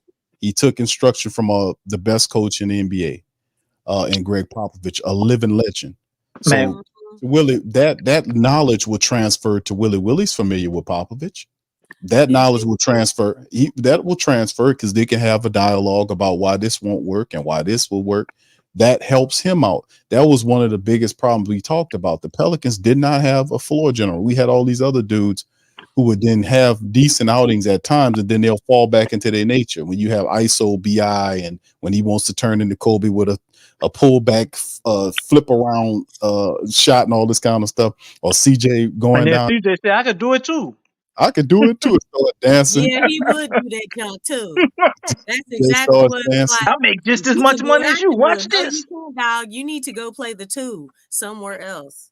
Well, Lex, let me tell you what's about to happen. That changes that too. They gonna call a timeout, and Willie gonna draw up a play, and he gonna tell Dejounte Murray what he need to do. Dejounte Murray gonna look at Willie. He gonna look at how much seconds they got left in that timeout.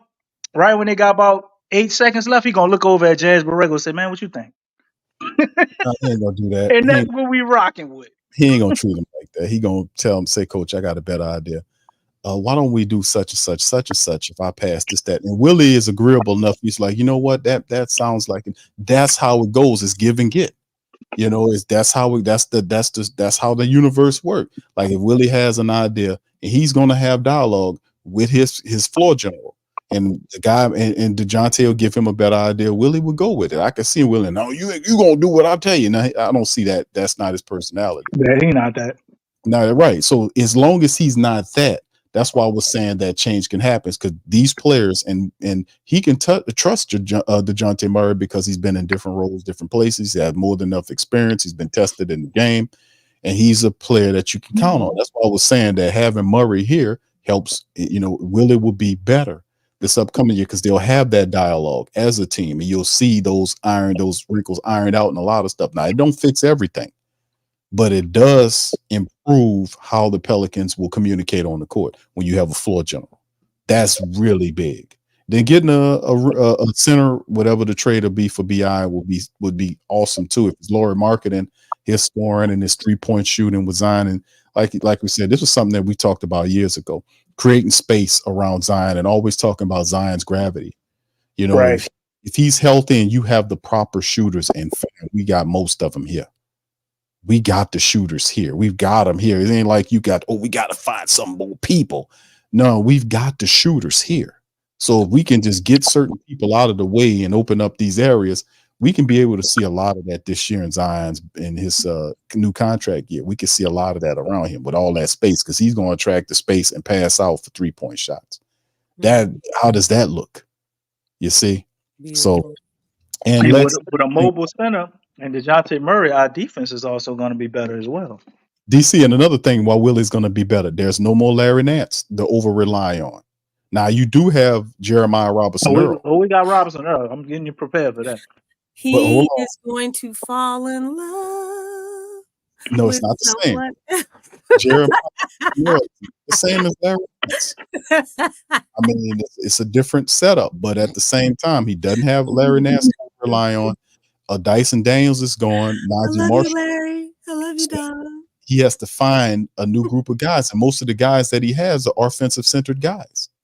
That's why I would keep telling people say, hey, he's going to change. Q, he ain't going to change.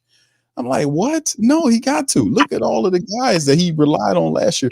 And there's more offensive-centered guys. He's got to change if he wants to have the success. And with Zion there and Dejounte there facilitating and they communicating, man, come on. I mean, you will see the best version of switch all that we ever seen if we can get the maximize Zion. That's what it's about, right, fam? Everybody? It's about maximizing Zion. We won't be able to get anywhere. We can beat Memphis. We can beat OKC. I mean, y'all tell me if I'm wrong. We can beat OKC. We can beat Memphis. We can beat all these other teams if Zion is healthy and he's fully maximized, meaning that he's operating within his gravity. He's healthy. He's kicking out to wide open 3-point shooters. Herb Jones, Trey Murphy, Jordan Hawkins, Dejounte Murray. If CJ's still here, filling in his off-ball role, even though if he's not trading, BI's gone and CJ's still here, CJ off-ball, not handling the ball, I'm cool with that until they trade up out of here, fam. Are y'all with me on this? I'm just saying. I think with Zion, we beat the OKC Thunder. Some people may disagree, but Zion changes things so dramatically Yeah, that, Zion covers up a lot of flaws on the team. and not just Yeah. flaws, he changes things Yeah. Yeah, offensively. He's an offense in yeah. himself. Like Right. Paul George did a podcast Gravity with is Trey good. Murphy, and Oh, we never even played that. he asked him about Zion, and they went to a dialogue about Zion. And Paul George said, "Yeah, man, when it came to Zion, we didn't have a game plan because nobody knows what to do. They just You told us can't to stop. get Right. back and stand by the free throw line. Right. And And no th- matter what we did, he would still torch us anyway." right. And then DC, don't forget to mention how Zion Williamson started pulling up on that mid range. They Ah, started yeah, taking mid range shots. Get ready for Right. that this upcoming year. yeah. And I ain't never forgot. Zion got everybody fooled, Q. It's coming at some point. Come on. Zion can hit 1 or 2 3-pointers a game too. Yes, That's Zion he do. He rookie showed year, it. his debut game, he hit yeah. like Yeah, what was it, 4 4 or for 5 4. threes? His He Yeah. no, debut game? he was Yeah. 4 for 4. He's the He's first not rookie that to shoot bad. I don't want to see him 100%. shooting a lot of them, but he's not that bad of a shooter if you just let him get a set shot. In the space they get that boy, he could take a set shot whenever you want. Sure And he can. always gonna have that mid range jumper when we may have seen Zion take maybe about, I don't remember the exact number, but let's say we saw him take 10 of them, right? He made at least 6. He, He's not shooting at a low clip. It looks pretty good. So we looking at everybody else. They're improving. You got a team like Memphis, but I just still don't see anybody with an answer for Zion, just the way that nobody has an answer for Ja, the same way nobody will have an answer for Wemby, nobody has an answer for Joker. We have one of those players. And as long as you Mhm. got one of those players and you surround them with talent got a chance. and you have Yeah. help, you have a Yeah. chance at winning a championship if you're going to run That's at right. the right time and you're good enough to, like Lex makes a point about us having an identity. Everybody got to know their role to stay out of the damn way. And you can do it. You just got to go on a run at the right time. Ultimate Nobody equal. thought Dallas would be where they were. They got hot at the No. right time. Well, and they made changes too at the trade deadline. They got Gafford and PJ Washington. They Hmm. weren't with the whole season. But yeah, they were great fits. Those were great moves because they made it to the finals. But yeah, I'm still waiting for Zion to be unleashed, man. We've yet to really see him. You know what I'm saying? Like that excitement that we felt when he was at Duke. But I don't want what he did at Duke. I want NBA Duke. You know what I'm saying? I want He the ain't Duke. really had no point guard at Duke. You know Your what I'm boy saying? was getting in his way. What's that dude name? RJ Barrett. RJ Barrett was Yeah, getting in Zion way a lot of damn kind of time. reminds you of somebody else, don't Exactly. Damn, you're right. it? You're right. I Look, know I and saw that somewhere look, before. and that's why look, it ain't finished. Hmm. It ain't finished. Come on, y'all, hurry up. Hurry I up. mean, it's gonna be interesting. Like I said, the Pelicans. It's a lot of positive stuff though. Like there's still several centers Yeah, I'm just starting waiting. level caliber. Yeah, right. I'm Seven. waiting. I wanna see the completion. You know what I'm saying? Cause right now we know what the front court looks like right now. I mean, it's kind of like, what y'all doing? You know what I'm saying? Shit, the front court don't look like nothing. Lex is empty. Yeah, that's what I'm saying. So that I mean, there's a reason for concern. Like until we have that part solidified, it's like yes, Dejounte, great situation, but it's not finished.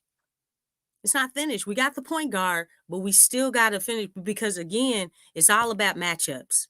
And the thing is, right now, when you're looking at rosters, there you can see, okay, they have a solid front court and they have a solid back court. Everything is solidified. You see how it's coming together. We don't have that yet. Right. Well, yeah, we a step behind on it, but we're gonna get this. I think this trade's gonna happen over the next several days, man. I wouldn't be surprised, man, by this weekend we might be hearing something going down with the BI thing because it's some competition going on for Yeah. market, and they're aiming for. The Warriors are desperate. Yeah, they're trying. They are really desperate. They signed what's his name? Almost rebuild, huh? What's the guy name? Anderson. They signed Anderson, and they signed Melton. Slow-mo, and they also signed Terry Stott and another and, coach too, man. What's the other coach they signed? Stackhouse. Jerry Stackhouse. BI favorite guy. Jerry Stackhouse goes to Golden State. Man. Did we fill those positions yet? The Pelicans, the assistant. Like I know Borrego came back. Borrego's came back, so that we really don't. You just need Fred's. We just need somebody for shooting. Who's replacing Fred? Well, I mean that's just another assistant. We don't know. Practice open. Right. Fred's job's still open, so we don't. That'll be probably listed later on after all this other stuff died out. So we'll know who takes up for Freddie V's job. So, but yeah, it's. I can bet you one thing: if they don't have nobody good to do it, we just ain't gonna hear nothing. You eventually hear, even if it's gonna be a mystery. Nah, they'll tell you because they'll do it just like they did when they brought Coach Aaron in here last year when they signed Celtics. No, not sneakily. They'll sign them right. They'll tell you about these new coaches right before the regular season start. When they start naming all the new coaches, they did it last year, like when they had Coach Aaron when he stepped in the door. So I mean, it was they let you know, and they'll break it all down and introduce you to the new staff members and all that kind of stuff. They'll let you know. They'll do the little interviews on their website and all that kind of stuff. They do that stuff all the time. So they're good about that, about letting you know that. But yeah, like I said, there's some competition. But like I said, I was looking around, it's like there's a lot of people available, good centers that can actually help the Pelicans out, man. And getting capital back for BI, this type of stuff is what the Pelicans looking to do. So, man, it's some very interesting times. Very interesting times. Stacey made a good point. Stacey been making a lot of good points. And look at Orlando's team right now.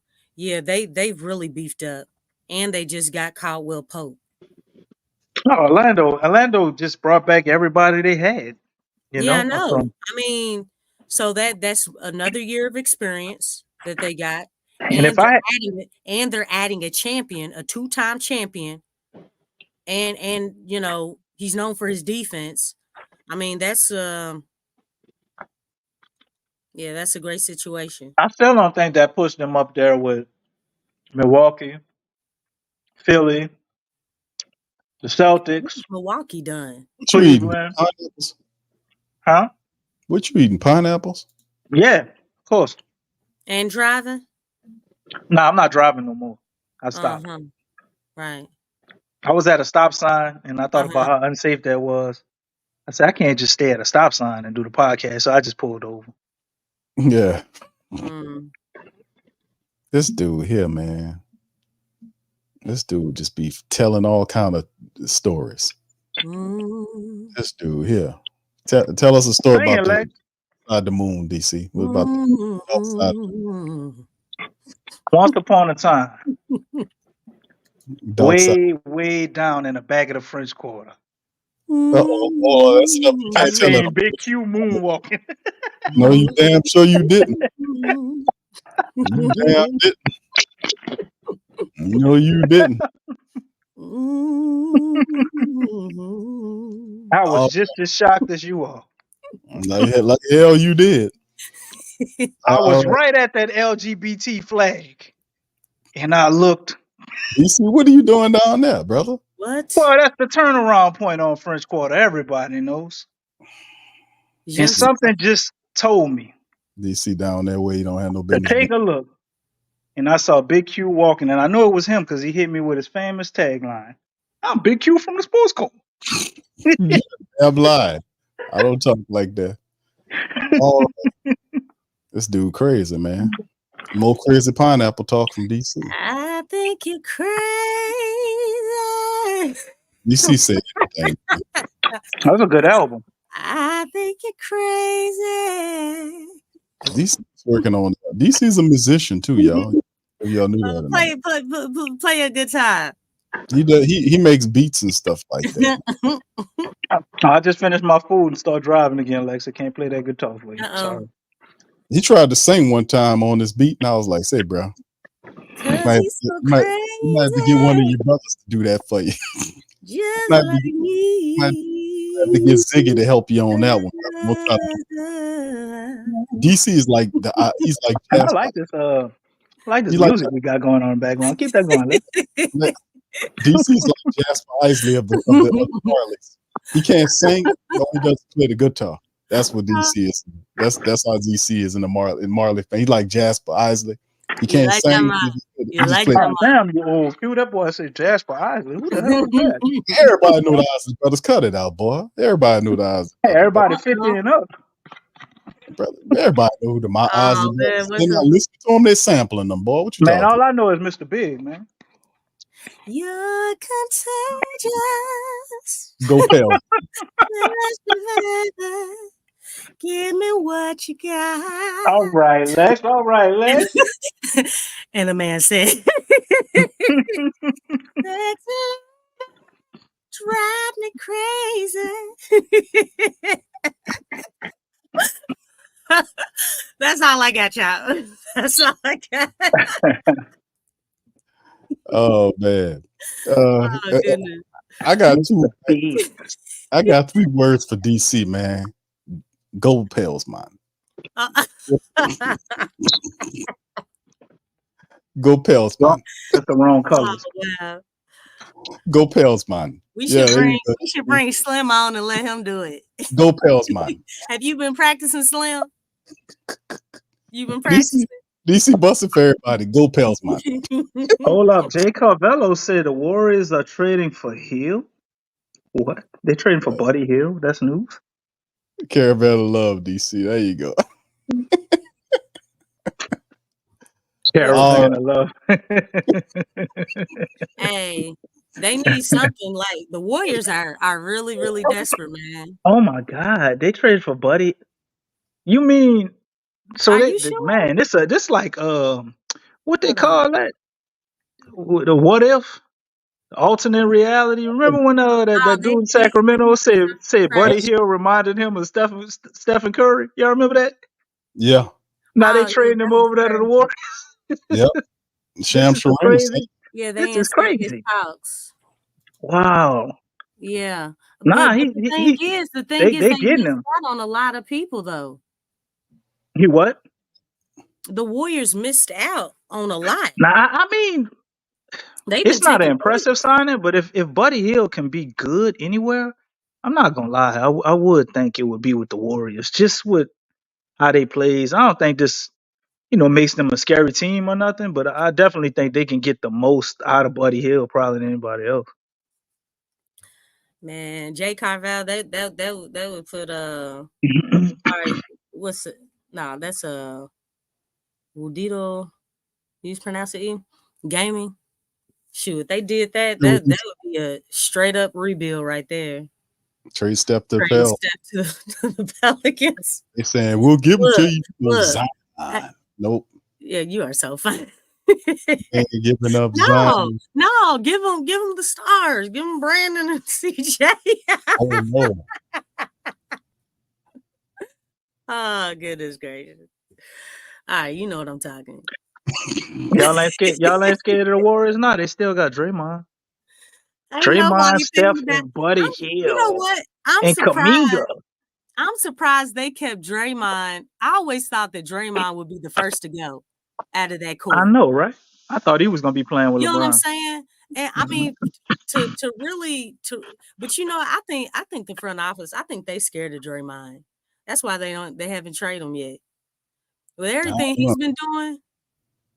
They said they offered Klay Thompson a contract. They offered him one for like what? Oh, he was mad because they basically told him that Podziemski was going to be starting over him. He was going to bench him. Yeah, he was going to be coming off the bench. Right, he didn't like that. They gave him a contract, a 2-year deal. Told him that. I mean, he took. I think he took less with Dallas, but he's going to be starting.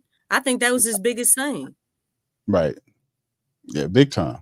That was the thing. He kind of got a little on the back end upset. He felt like he wanted to go out like he wanted to, and not he didn't want to be a backup. Yeah. But it was the right move for him, man. I know his father didn't like it. His father wanted him to go to the Lakers. Yeah, because he's a LA cat. Right. But the Lakers actually offered him $80 million for like what, 4 years? He wanted to win a championship. And they just came from the finals. Oh, not to mention, I know LeBron, he called Clay. But y'all do know that Clay signed with Anta, right? He signed with who? He signed with Anta. Anta, okay. Yeah. You know Kyrie is like half the owner of like Anta, right? Yeah. Yeah, that's how it go. So Kyrie was crucial in recruiting Clay as well. Indeed. So you see whose pool was a little bit stronger. Right. Yeah, that would be awesome, man. That would be interesting. Because if Clay wins a championship, hypothetically, with LeBron, who's gonna get all the credit? Yeah. Versus if he was to win one in Dallas. I think at this point, anybody I think he fits well though, man. He does. He's very one of the best catch and shoot 3-point shooters. Yeah. So, he fits well with two guys that can handle the ball the way that is a good fit. It's just how much of a liability, how much can they hide him on defense? We know Clay can't really play D the way he used to, man. Like they got to figure that out. But him in a catch and shoot role over there, I think that's dope. Next level. That gets him there. But I mean, they're gonna have to have him playing the 3, and I mean that's a tough ass in the NBA these days, man. Indeed, man. All right, so before we get ready to close the stream, fam, I got some requests for the family members out there listening across the several different platforms. If you're listening on X, give us a retweet. Retweet the chat. Retweet the show, please. Everywhere else, Instagram, Facebook, everybody, hit us with the like button. If you're on YouTube, if you're not a member, please hit the subscribe button, man. We all good on that. Do that. And before we leave, man, I know I got the poll up in the chat. Which big should the Pelicans go for in BI trade? Over 300 folks. We appreciate you kindly for voting in the poll. Over 300 people. Please hit the like button. Indeed. And thank you, Lexxah. 45% of you guys said, hey, man, Lauri Markkanen should be the guy that we go for in the BI trade.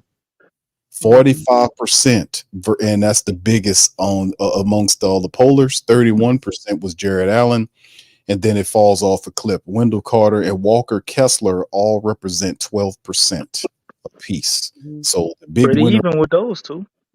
Right, the big winners of the poll tonight: Lauri Markkanen, 45% from the Pels. So appreciate y'all. Wendell Carter Jr. would be a little higher, man, given how good he is. Pels don't like him. He can stretch and he's mobile defensively, can do the switch off. Hasn't he been done? It's only $11 million right now for 2 years. I know. See, I thought more people would have him higher. But see, and the thing my is, thing with Wessler, like, can we gonna be playing drop again with him, right? Like he can't do the switch off, so like, will he have an issue with him? It'd be like getting another JV, even though he's more mobile and quick footed than JV, but right. He's still a 7-footer that ain't like exactly mobile. That's why he got played off the court in Utah. Go ahead, Lex. No, I think it says with Lauri, he's a forward/center here. So he's not really a center. They just saying that. Okay, that dude ain't played much at center at all. The small ball, right? Yeah, he do. He ain't gonna give you no defense. That ain't why he out there though. But we got other defense in other places. I mean, as long as he can play team defense, right? So you on board with efforts? He's an effort guy. With Lauri. All right. Lex, I see you. Look, if CJ can be out there playing and he's hunted on defense, Lauri can't be that bad. My only thing with Lauri is just if you get him, you're looking at a potential max deal. So how do we?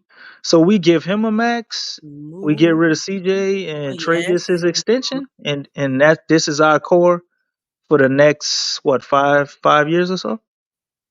I don't know if to say 5 years, but I mean, I don't.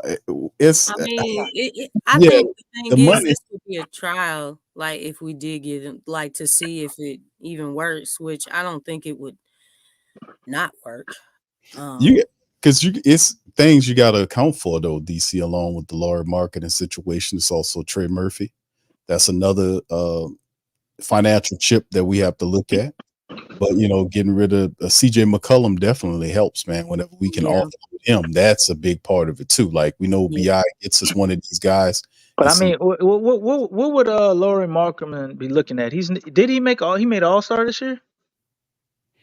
I don't know if I don't remember making no So I else. would don't, his I don't max think be so. like similar to Trey's max? Like we get like 150, or he's in that $200 million range as well? You know what? It was pointed out.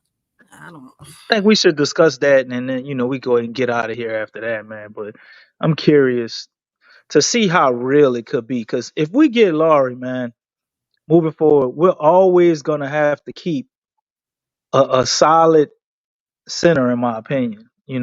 Because I can see matchups where, for every reason, like where that could possibly be exploited. Maybe I'm wrong, but I think you just need an insurance policy with him.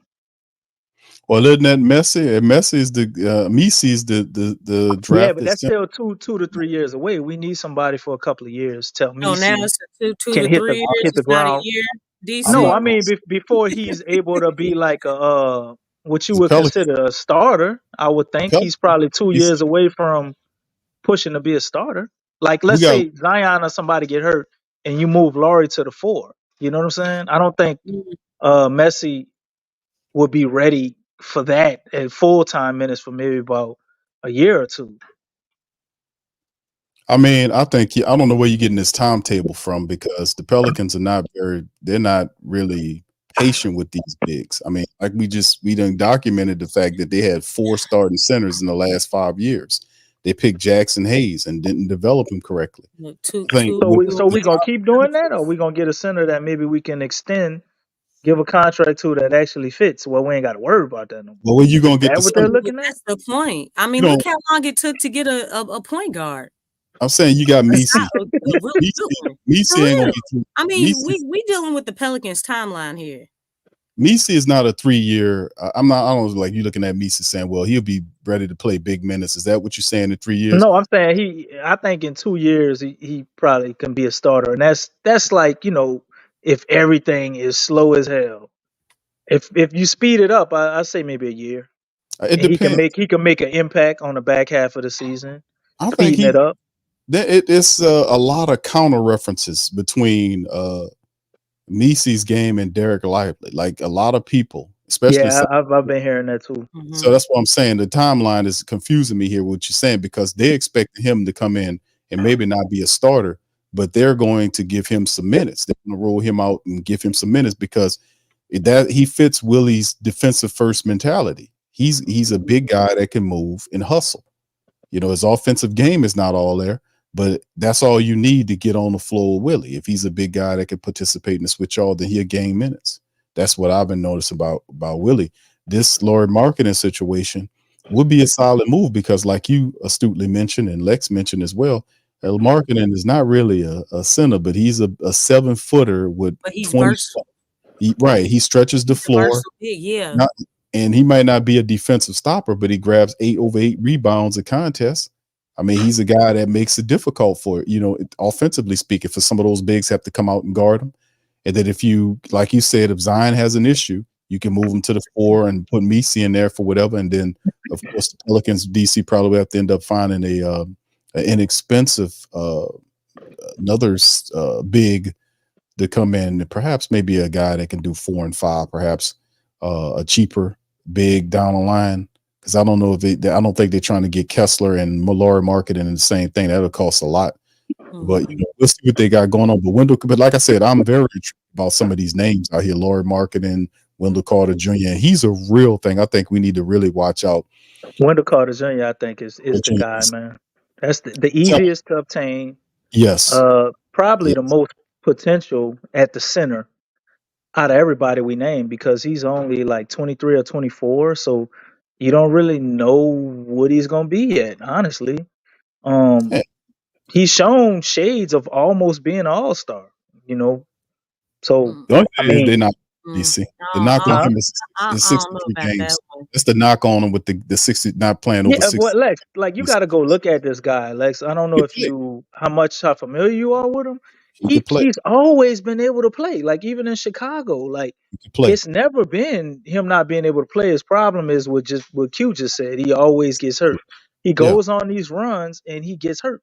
But he's very, very versatile. Like this dude can do a little bit of everything. Like he's for a center, he drives a lot. Like he can drive the ball from 3-point line and attack it, face up.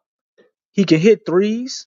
He switches on everybody. You look at people like Jokic and Embiid try to back him down. He doesn't move. Like this, He's he's not. 270 pounds. This dude ain't no. I mean, you can't just like speedball past what he is. Like Good what he player. No, did with Orlando last year. Like he was a major part of how good they were. It wasn't like he was just an afterthought out there. He's Right. really good. It's just I don't who think you he's want to build your garbage. team around him. I I didn't think say he's that's garbage. what Orlando was contemplating before Paolo, and I don't think he's that guy. We talked Well, about you this. said All Star. I was just saying I don't know about the All Star part, but yeah, I know he's not. I Well, I mean, mean, he's a he solid player. 18. He had a season of like 18-10, if I'm not mistaken. Pull his numbers up, Q. I His say borderline All Star. Lex. the Like dude. one of them dudes that could be a reserve one year. Hold on, let me see if I I ain't can. saying he like a perennial All Star or nothing. Okay, I mean, look, you said All Star. I was like, that's why I was like, whoa, You just heard huh? All Star. Look, I was like, what you talking? Nah, I Nah, remember when he was at Duke and stuff. You Yeah, know what I'm saying? 15. I Yeah, mean, he had he's 15 yeah, nice. and 6, 15 and 6 in back-to-back years. With 15 and Orlando, 6. 15 and 6. What Hold on. was he getting with the I'm sorry. Bulls before they traded him? Hold on, DC. Let me get these stats right here. 15 and 10 and 21-22 is 15 and 10 and a half. And 21-22, and then in 22-23 was 15 and 9. So he was 15. He got 15 and 10 one year in the 21-22 year. What about the Bulls years? What did he get over there? Because he was Uh, pretty good with them too. Because they traded for him. yeah, he averaged around 11 points and 6 boards. 11. Okay. No, so yeah, about hold on, 11 points and 9 boards one year, almost 9.5. And the second year, his third year was like 11 points and 8 boards. Then he went to Orlando and he went 12 and 9, 12 and 9. And the following year, in 21-22, he went 15 and 8, and 15 and 10 and a half. That was his best year. And then he played he got a lot of injuries in here. The Orlando year, then he had 1 year in 21-22 when he kind of had like 54 games. So he had 32 games, 22 games, 54 games, 62 games, 57 games, 55 games. So you can see and he has some injury issues. But when he's able to play, he gives you some good minutes. And the guy 37%, my man Josh L saying on catch and shoot threes too. yeah, he ain't a bad three, but yeah, he shot 37.4% last year. That's right. And Stacy say all this for 11 mil. And that's Yeah. a career. And that's a career. He shot a career best from the 3-point line last year for Wendell Carter Jr. And we get him Q, and you know what we're gonna do? We're gonna extend him and give him JV money. That's right. You And gonna get this guy and pay him what you pay JV. And he's 25 years of age. I thought he was 24. He just turned 25. 25. Okay, still not bad at all. fits the timeline. And the most important thing, DC, he's a Dookie. And wow, I forgot to mention the Duke connection. You were and so you got funny. that. I just said that. Oh, I'm sorry, Lex. My bad. I just said yeah, and it went to Duke. He was nice. Yeah, well, Lex pointed out the Duke connection. There you go. Yeah, I'm familiar with him. You know what I'm saying? I mean, he ain't What's your take he was on him? a lottery pick, huh? How do you feel about him? You like him? Don't like him? Oh no, I mean, shoot, I'm just waiting around. But yeah, I think he would be nice. I think we need a center, so you know. This the dude. I mean, he's 6'10". Yeah, I think this our guy. All the Lauries. Yeah, he's 6'6", he's 6'10", 270. 25 years of age. He don't look 270. Q, you look at him, he don't look that big, man. He don't look that big, bro. That's He the do crazy. not. So he must be. He's solid. He got to be solid, bro. He's solid. He don't look that big, man. Yeah. Because So you that's know, why muscle a lot heavier than fat. And plus, since we got a physical therapist, I think he can make it past 54 We're gonna games. need two now, Lex. We got two injury prone guys. We need two. Well, they ain't no. gonna do it this year. Well, I mean, They hey, ain't just gonna- it'd be they nice. just- I mean, they can replace that trainer. But shoot, stay no centers playing over 54 games, except for JV though. JV was Mr. Iron Man. Yep. Yeah.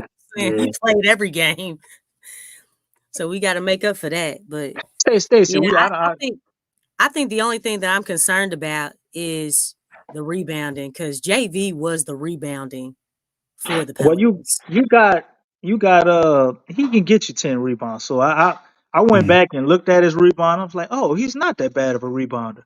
You had Orlando, who had a lot of tall guys. So I was like, okay, so that's why he didn't. You got Paolo. Paolo's a good rebounder too. So that's why I think it took a little bit of a dip. But you got Murray, that's Wagner, right. Brown's a good rebounder. Even Jalen Suggs is a decent rebounder too. So, and have to be you got Dejounte Murray, like I said earlier, who's a good rebounder, and he can take some of that. And we wouldn't, I guess, have to have him be JV. But Stacey, far as getting him for CJ, he said for CJ you can get him and Suggs together. No, I don't think they're moving off of Suggs at all. But Suggs is too good. They're not moving Suggs. You could get him and Anthony Black.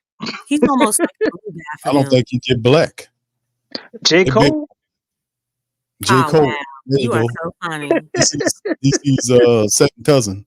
Yeah, that'll work. They'll give you one of them because they can't keep all them guys, man. Nah, yeah, Black. I'm not saying no big on Black, but you're right. No, they just signed the Stats.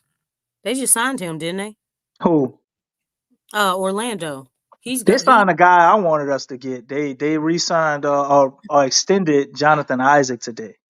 Yes. And Mo Wagner. They did sign him. Yeah, they gave they gave everybody money except for Wendell. That's why he on the block. It's clear what they're gonna do. Exactly. This is the guy. I mean, because they can't pay everybody. So I mean, like hell, they don't. They done paid everybody. They paid every damn body. Yeah. They gave Gary, like I said, Gary Harris. I was surprised that they gave Gary Harris that contract.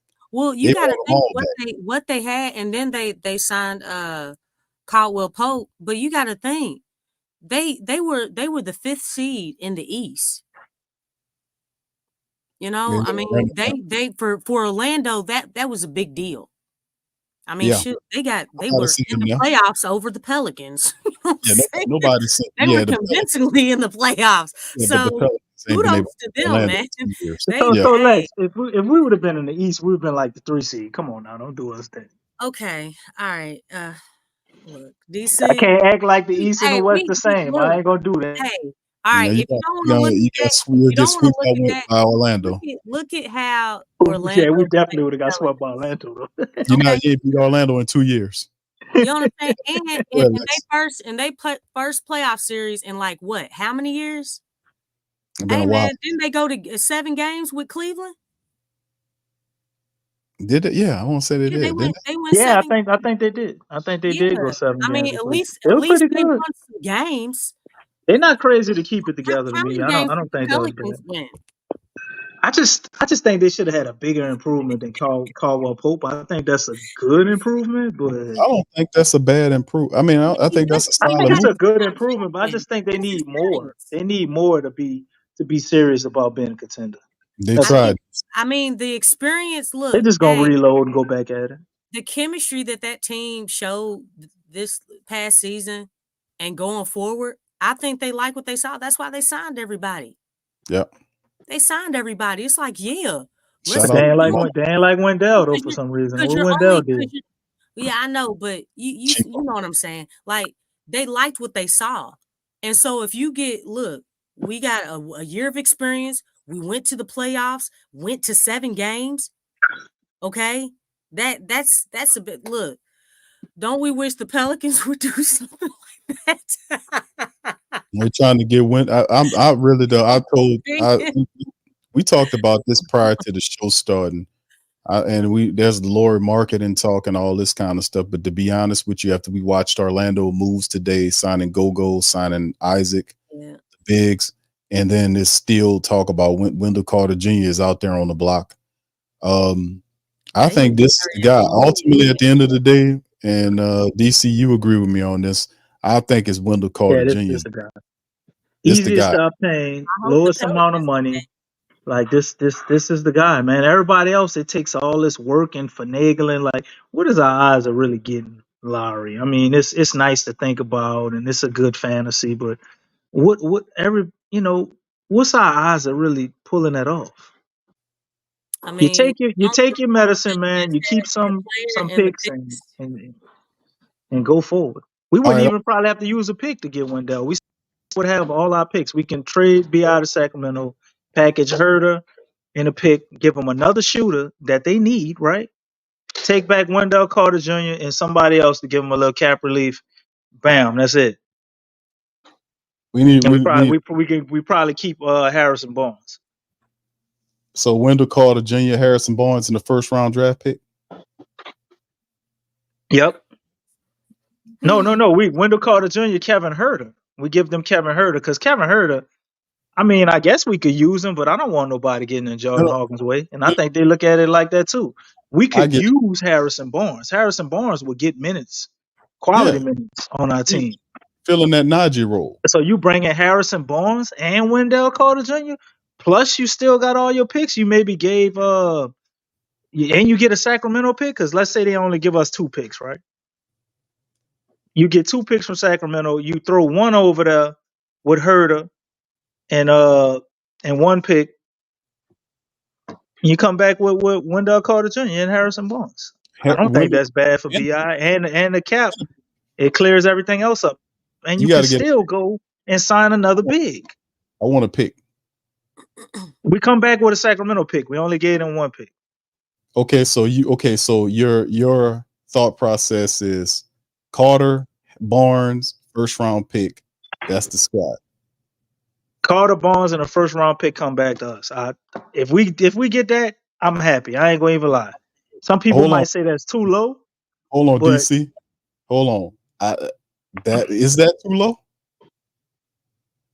I want not a pick for Sacramento. It got to be in the future though, because come on, this Sacramento we talking about. We know they're gonna mess it up at some point. Exactly. Well. Give me like a 2031 from the Kings. B.I. in his latter years, he might have pulled the Achilles or something. His career going, almost over. Give me one of their picks when they really looking to rebuild. That's when I want that pick. How y'all feel about DC's pick, his trade scenario? Y'all liking that? Y'all put in the chat. Let me know how y'all feel about DC's trade. They don't have enough to get Ingram. No, says Stacy. Well, I mean, if they give us Barnes, Huerter, let's say what if they do 3 picks? We're not getting more than 4, and I don't think they can do 4. They can't do 4.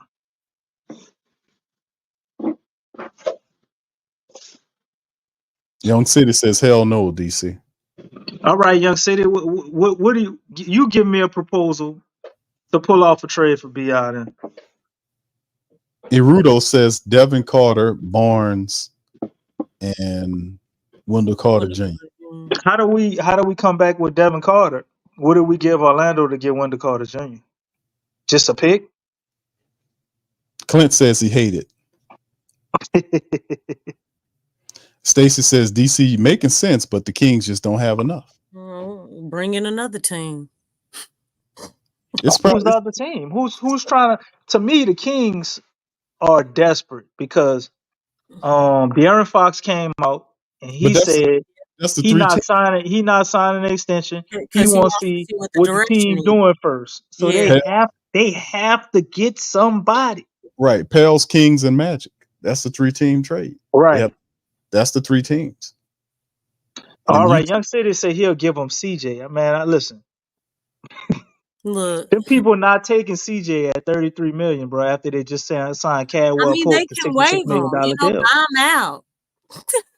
nah, they be Man, them people trying to go to the playoffs. They're not trying to take no CJ to buy him out. Well, that's why you It, bringing the 14. Clint says I Jared said Allen. CJ, and I was pumping CJ over there maybe a week or so ago, right? But when they signed Cadwell Pope, like that's it. Yeah. I'm sure they want another shooter, but Mhm. 16 mil versus 33. Yeah, Yeah. come on now. Yeah. We kind of stuck with CJ right now, man. Depending if we can get one of They trying these to give CJ away with 2 second-round picks. We yeah, they had to want give 4 to second-round picks away to get rid of Devontae Graham. We're Oh not my getting rid God. of CJ with 2 second-round picks. I ain't mad at him either. Trying to be creative to get CJ off this damn team. I So ain't I mad. guess these are people who This want to keep political BI. So self. I get it. Yeah, Stacey said he don't want trade BI. It's CJ. Yeah, I get it. I get that, brother. You got to get rid of both of them. I'm not mad Yeah. at that either. I'm not Well, mad at that. I because understand that. of Brandon's situation, man, it's a whole lot more trickier than I need CJ. BI. I need BI to come out and say he's been praying all off season and Well, that don't matter. he is so ecstatic to be the second option, and then I would I'll be cool with having him back. As long as Bi think he could be a number one, I can't see it working. And I understand why he believes he can be and should be a number one here because all of the times Zion got injured and he's been carrying his team, so I get it. But I I like for him to mean, have a fresh start, playing behind somebody else or trying to be a number one on somebody else's team other than ours. I yeah. think I mean, it messes up the flow of the game. Unless Dejounte Murray can get him to buy in some type of way where he doesn't slow the game down so much. yeah, Zion and Brandon don't work together, man. I mean, we can all count on our fingers how many times they did the pick and roll. They played off each other. Okay. I mean, it's like, But when they did, it was special, Lex. no, it wasn't that special. It wasn't that special. Did you see the Indiana game? No, chicken, like What about that it game wasn't against the Spurs where consistent. they both had 30? It wasn't consistent. Like Nah, it the wasn't. thing is it's like it was forced. It Hmm. wasn't natural. Like like and that's the thing about the whole Pelican squad. It seems like a lot of things. It's like the Pelicans trying to breathe underwater. That's not natural. Like it just everything about them two, especially just them two, it just wasn't natural, man. It's like they work together like in a game, and then it's like, actually, you know what? They play better when the other wasn't even on the court. Yeah. Well, I mean, You know what I'm saying? And then the team actually played better when Zion was out there. it's It a was shame. Zion.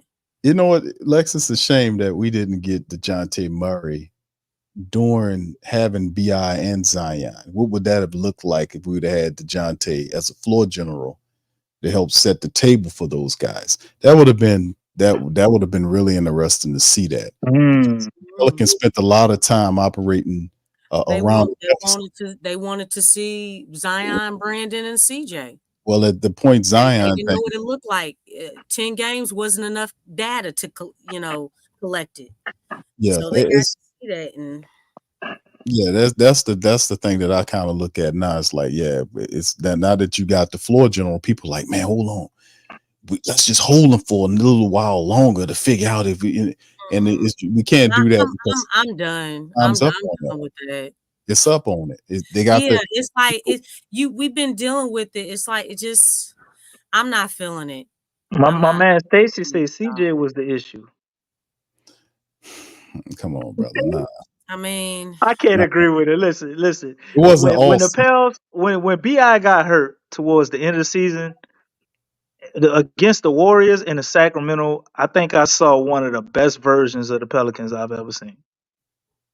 just since this franchise has came into existence. The only time I looked at it at us and I was like, man, this is truly special.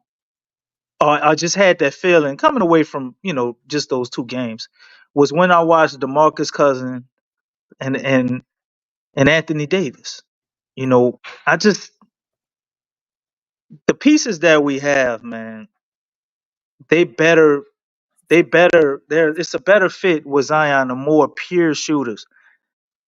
As much as I would like to keep I just think the team would flow a lot smoother if you kept CJ and allowed him to play two guard, as opposed to keeping BI and getting rid of him. Now CJ got to be gone at some point, though. I ain't trying to hold on to him forever. If he Yeah, embraces the he's not a coming part off the of the bench in the future. future, then okay, I No, could see keeping CJ for no, the right coming off amount of the bench money. along with a pay cut. But I don't That's what know. I'm saying. I could see keeping He a him for the right amount of politician. money. But if you won't be the next Jamal Crawford, all right, Ain't no pay but cut No, color. I'd rather have Jamal Crawford. Ain't no pay cut. Bring Jamal to the team. Ain't no damn, pay. Lex. No. CJ The, is You not don't no think CJ Jamal would be Crawford. would be better with Bring me less pressure? Jamal. I will take no, him no, right now. no. I agree about that point, DC. That's Less pressure and less responsibility. I think you see a better CJ. yeah, off ball CJ. That's the name that we gave him. Off ball CJ, Yeah, meaning he doesn't he have was the better ball in when his he hand. played the true two. When he Right. wasn't dribbling, he had one or two dribbles and that's it. Off ball That was CJ. yeah. I mean, he could do the dribble when the shot clock No, winding down. And no. wait, hold up, Lex. Let me finish. When the shot clock is winding down and the bench is out there, dribble all you want, buddy. And the Pelicans have a lead.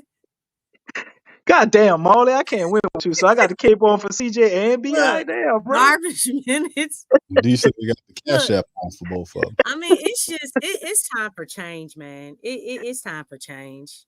I mean, this is interesting. It just is. It's time for change. And the thing Shout out. is, it don't necessarily have to be totally bad, like, because you have to think the whole system of the Pelicans has not been all there. I mean, it's still not. We've been talking about that like all summer. So, I mean, if Bi moves, he would be going to a better system. Probably get better coaching. You know what I'm saying? And fit and be a better fit with the guys around him. So it's not totally bad. I just think just tapped out. Need something different. Yeah, And the thing is, Brandon knew that. I mean, he even said it, man. He said, between FIBA and all this season, this was his worst time as far as being a Pelican.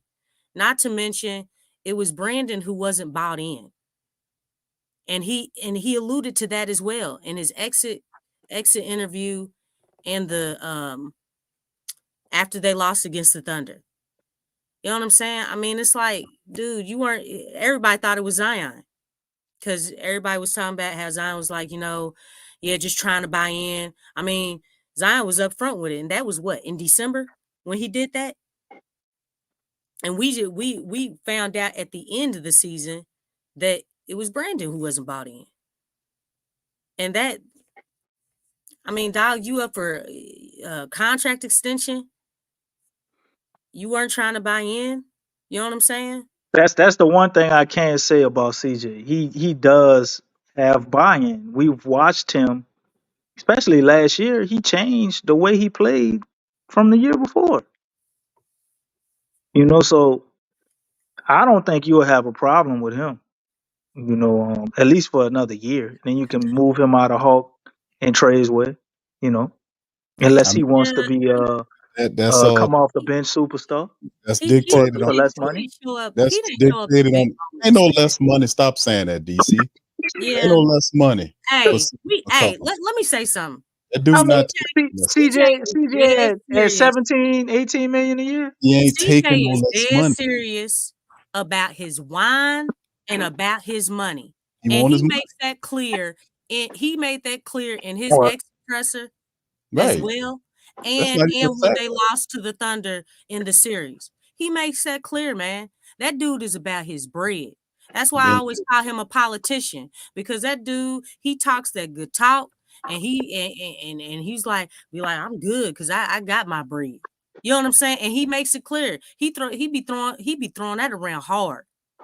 And Larry Nance checked him on Twitter Spaces. I was on there when they were in Trey Murphy, Larry Nance, and CJ jumped on. And he checked him in front of all them people that were on because he came in immediately talking about his pockets. It's like, dog, everybody in here ain't rich. You knew that coming in. Why you got to talk about your money, man? So CJ, he trust me, his feelings will not be hurt because he's about the wrong thing, man. That dude's a politician.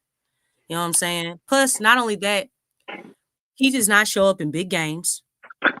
Okay, we appreciate what he's doing in regular season as far as being available and all this stuff, showing up. Now, why you got that star label by your name, but you ain't showing up in big games? I mean, that can't happen. Where you go? You making 33 mil? 33 in the third. I think DC. What he's saying is Lex about if you can't move CJ, then you got to find. I think it's a lot easier. Like I said, That's to what you move said. him next year. Nah, previous shows to move him next year. I'm asking as the opposed question. to this year.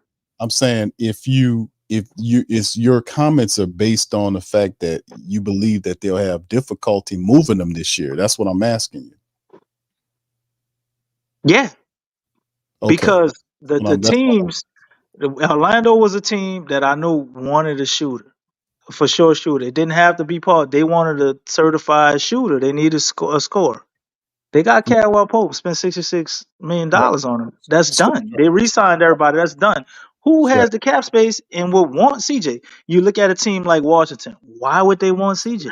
They're not trying to get better just yet. They're going through a rebuild. What are they going to do with $33 million for CJ McCullough? Then you look at contending teams, right? The Lakers, possibly. You want to do a deal with the Lakers? Maybe you could get them to believe in CJ. You got possibly, how much they signed Buddy Hield for, we don't know, but maybe you would say like somebody like possibly the Warriors, somebody like borderline contending or just don't want to give it up that got the money to do it. And the Lakers, Warriors, they probably don't even have the money. 33 million for somebody that's not really an all-star or a superstar is kind of a tough sell. But if you sell it to a team as an expiring, right? And let's say it's somebody they trying to get off that we like. And you just CJ is basically just salary and he's an expiring. I think that's a lot more believable than to get off of him at 66 million. In 2 years. After this year, he's an expiring. So that's what I'm saying. So we stuck with him for one more year. I don't think you're stuck and with him. And I think next offseason, maybe whatever we do this year, we could see, okay, we need to improve here or whatever. And you could use his salary in a trade for your next big move. Let's say the Pels go out and they do like Wendell Carter Jr. and they give them Harrison Barnes and Huerter. They just come back Wendell Carter Jr. and we trying to save money and all of that. We can make another move to get somebody else if we want to do that next year with CJ. And it gives us a player that we can still utilize this year until we get that next person to put with Dejounte Murray and Zion and Trey and Herb. Like Jordan Hawkins? Jordan, you create space for Jordan Hawkins to be that guy, yeah. Not with CJ there, buddy. Unless injuries are hitting the block up. Well, Jordan Hawkins ain't gonna be that guy this year anyway. We ain't gotta be concerned with Jordan Hawkins being that guy until probably about his third, fourth year. No, I agree with DC on this. As far as a starter, Lex, I'm talking about as far as him catapulting we can contemplate starting him. Now I agree with DC on this because he won't develop with all those people in front of him. So you're absolutely right on that. Let's see what type of jumps he makes in summer league. The man got to get regular minutes before we start trying to catapult him to take CJ's spot. CJ McCollum. According to Griff, they said that they were really excited about him. Griff told me Zion was a supercharged Draymond Green, Lex. I just hold my point there. You know what? Hey, I'm just saying. He also said that we weren't going to be complacent and that they're going to be aggressive, right? I don't I know. mean, they are aggressive. Where's that What damn it? they did Mm, was I aggressive. think they And they're we're still making moves. Not we don't have a center, and yeah, I centers know. have went off the board in Mhm. free agency, so they're going to trade for a center. They are being aggressive. I mean, he wasn't lying, as far as that. Mhm. I just feel like other teams' pace is just really different from the Pelicans. It's really different. I mean, like, what would you rate? What would you rate our trade out of all of the free agent signings and trade movement that you've seen this offense so far? Who made a better singular move than we did so far in the offseason? Because I can only say one team. Well, I mean, everybody has different needs, so I guess it would have to depend on how you rank. You know, not every team has the same needs that the Pelicans had. No, I'm just saying, like, based on what all the other teams have done and Mm-hmm. what the Pels have done, Mm-hmm. who made a better singular move than we did? I can only think of one team I think the Thunder did. by Hmm. signing Harkenstein and Alex Caruso. Which one of those moves you think would be better than our move? A singular move, not plural. Yeah. Okay. Probably the Caruso move. So you think the Caruso move was better than the Yeah, he's Dejounte according to the move need that in we a different pulled? dynamic. I mean, the thing is that that's what they needed. They got a more experienced player, a 3-and-D guy who can shoot. Who he does a whole lot more to a team that's already young. So yeah, that adds I, a lot to their team. with them signing Harkenstein, I actually think they neutralized themselves a little bit. They're better, but they take you take Lou Dort out, and now you're gonna put Alex Caruso in because they damn sure not gonna play Lou Dort at shooting guard. So it's like I don't see that move being nowhere near in the stratosphere of what we did, but it was a smart Okay, strategic move wait, that made the Thunder better. But it ain't a better singular move. so The is only is team that made a Caruso better move Caruso than us, coming off the bench? Is that what you're saying? I think they probably start Caruso, and Lou Caruso. Dort Okay, that's is what gonna I'm have to come thinking off as the well. bench. But I don't Yeah, think that catapults them into another stratosphere as a team. I'm more I mean, it gives them worried a as the veteran and an Pelicans experienced about the player, rookie and that they drafted. wasn't he second on the all defensive team? I mean, he didn't have those type. I don't care. I Giddy don't didn't care have that about type of. the Caruso is I mean, good, but really, he's not. He's not like he ain't the no damn second all star or all nothing, team man. can't defense poo-poo it that. was all guards. Caruso. I'm not taking Caruso over Dejounte Murray on any team in the NBA. Period. Dog, it's according to what they needed. I'm not saying, yeah, like the needs are They different. were in dire need for another two-way guy. I think they So, needed a point okay, let me guard ask you this: Do you to think replace Giddy what is they better? losing. Do you think Giddy is better than Caruso? At this point, right now, for them, no. Only because Giddy can't Okay, shoot. If Giddy could yeah. shoot, So for you them, got I a think he'd be three and better than D guy. Caruso. But he's not a great shooter. Caruso can actually shoot the three ball better than them. That's what So I'm I give you saying. that.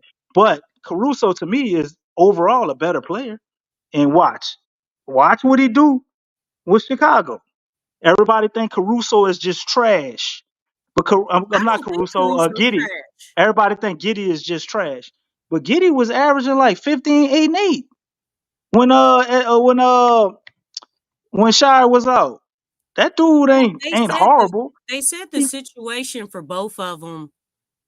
It was solid for both teams. Because the thing is, Chicago was looking for somebody basically to replace Lonzo because they're basically trying to let Lonzo go. I mean, he's been dealing with injuries, so he was basically like, "Look, we need another point guard." So it worked out for Chicago, and then for the Thunder, they're getting a veteran. They're getting someone who's experienced, and they're getting a 3-and-D guy, somebody who can another guy well, who can knock down that shot. I get you, Lex. It makes them better. It makes them a better team. But the amount that we get better by adding Dejounte Murray versus the amount that they got better, by taking Josh Giddey and swapping him for Caruso, they didn't I mean, get it's like hard to measure way that. better. Like they just say, "Oh my God, can you believe what the OKC Thunder did?" It ain't that type of move. You know, when you look at our move, we I got felt like it was Dejounte just good Murray. for him. We got Dejounte Murray for 2 first-round picks. Somebody who you Yeah, thought I mean we would the have to trade give up was Brandon Ingram ridiculous. to get. The only team that made a better move than us at this point in the offseason would be Philly by signing Paul Oh George. George. wow! Yeah, Yeah, I mean, some people That's would it. disagree with the that, OK the but Huh? OKC the OKC thing, getting Caruso back there was shy, and you got Williams, and the philosophy is to use Chet at 4. They put iHeart there at 5 if they need to. They got versatility there. Lou Dort off the bench, so they thicker there. And they did have some of They're better. They're a better team. they're a better team. That's Yeah, what it they comes. got better. They got better making that move. But Chicago got P Giddy over there, and the bottom line is He get it. He get goddamn. at the end of the day, I mean, what I happened think is basically destroyed Chicago because DeRozan doesn't want to be there after the trade, and basically you Would yeah, got he you? DeRozan was like, "What?" Would you, Big Q? so you lose Vucevic. So I don't know how much Yeah, improved DeRozan that was makes like, "Man, Chicago. I'm done." So you got 2 guys about to get that is more than likely you're going to have to get out of there And they anyway. trying to give away a first round pick to get rid of Zach LaVine. Zach LaVine can't. Chicago is in man, they in disarray over there, man. So I mean, it's a rebuild. In the truest sense, and then Lonzo Ball hadn't played basketball in 2 years. So I mean, yeah, Chicago's a dumpster fire. Well, he Just can play this year. That's what he's saying. I seen footage of him, He can getting. actually stand up, you know, Well, that's and good. walk up a flight of stairs. That's a horrible injury that man went through. He be Yeah, fighting back in there, so it's not easy, but it is but what it is. So, but yeah, like far as what the Pels have done so far, they've had the biggest splash move to get better in one move versus everybody I saw other than Philly. Caruso, great move, Lex.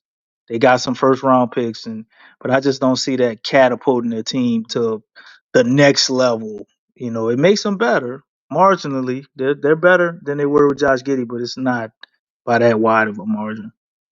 Now, if you add Harkenstein with that and Caruso, I could see your point. Yeah, every situation is different. I mean, it's not the same situation, but and that's not to knock what the Pels did. I mean, Dejounte was a good pickup. Been needing a point guard, so Great um, pick. yeah, I the guess Murray. with them, at least they already have like other positions that are set in stone. So just adding on to that to help him improve. It's a good situation for him, but yeah, Pelicans just got to finish, man. Just got to finish to see what this whole thing's gonna look like because it's still up in the air. Yeah, it's looked like OKC moves are pretty much solidified. Some minor moves, and a couple of other teams look like they done did all their big movements. So you can see how the team is filled out. Pelicans not there yet, so it's still movements to be made, like you mentioned. So that's what it's going to be fun watching over the next several days to see if we can land a really good center. By all accounts, like I said, the poll chat running away with it. 3+ 100 people said 45% of them said lower marketing. I got Wendell Carter Jr. on there, 13% of them, which is second for the poll, believe that he'll be the man. I actually think and me and DC kind of talked about this prior to the show. With everything how it's shaping out, I think it might be at Wendell Carter, but how it would look, I don't have that work that I'm at. Simplest move, man. You can add all this in the Dejounte Murray trade. Maybe they do BI and connect all this shit together. Five Yeah, team trade. we're Or they gonna do let them. two trades. I mean, this is what Griff normally does. He does one trade, and then in the middle of that trade, you got another one right there with it. So he likes to do everything all at once. So it makes perfect sense, man. I think this is a move that can happen now versus the Laurie Markman trade, man. You talking about Danny Ainge? And then she's Danny going. Ainge gonna look at that goddamn trade proposal for God knows how long before he pull the trigger. He gonna make sure he on top coming out of that trade. So that ain't one with Laurie that I think is gonna happen really fast. It's interesting how they looking at Lori now because it's like he He had a could have chance to get him. instead of Saturansky. They had a trade You know lined what I'm up before the we could have traded Lonzo Ball at the deadline for it was like Lauri Markkanen and Saturansky. You could have got both of them, but they Yeah. waited till he decided. Well, I'm not coming back. I told y'all I wasn't coming back. Y'all can't convince me to come back. Because maybe Zion didn't want him to trade him, right? So that's the only reason I could see them passing up on What? that. I mean, I don't know if they were listening to Zion like that. how? You know what I'm How's? saying? Come on, Lex. I know they're incompetent, right? But I think they kind of rolled the dice Who? on Lonzo a little bit, thinking they could woo him back and get him to take a lesser deal and all that shit. And he said no, because if you could trade him at the deadline, you know he leaving, and you trade him for nothing, you don't get nothing for him. It's different than the JV deal, the thing that happened with JV. But with Lonzo, like they had Laurie and Saturansky right there. They were gonna give us for Lonzo at the deadline, and we didn't want him. We didn't want him because he wasn't a center probably. And they looking at Bi, they like, well, where we gonna play Laurie at? No imagination. You know what I'm saying? And they probably wanted to still keep Lonzo, and it blew up in their face. I would hate getting them after being able to get them, and then you overpay for him. Yeah. Now I don't think he worth 5 first-round picks. I ain't gonna even hold you, but I think for us, he would be such a dynamic piece. It's worth looking at and considering, especially if most of those picks can come from a different team. All right, we got to leave it right there, fam. It's 12:23 my time here, and Alexa, I think it's 1:30 your time. Shout out to Angel Reese, man. She made her first All-Star game. Much love to Angel. Big ups Wait, to what? her. She made history. She made her She first made All-Star history. game. That's right. Yeah, Wait, she's a hold on. rookie. How long is the WNBA season? They halfway I through it mean, already? you know the Olympics is DC, coming I up. swear to you, the computer, It's the the whole internet is summer. worldwide, brother. The internet, I swear to you, brother, the internet is worldwide, Oh, brother. goodness Feel free to gracious. look that up anytime you want, my brother. Feel free to look it up anytime you Yeah. want. I mean, I feel like they just started playing. She They already did, made the All-Star. but the thing I is swear. that you know the Olympics is right around the corner. Holy shit. Yeah. Like that No, impedes the not the next Olympics. season. I'm just saying. I just felt like the WNBA had just got started. But all It right, did. that's a whole nother. And This she was turned into rookie of the another month topic. too. Let's end the show. She was a rookie of the month too. No. That's great. She's been playing awesome. How you know that when you don't even know? Never mind. All right, shout out to the fam, man. Appreciate y'all for chiming in the Because our chat. first 10 games, I was watching, bro. DC, please. She 200 broke history too. Did you know plus that? people.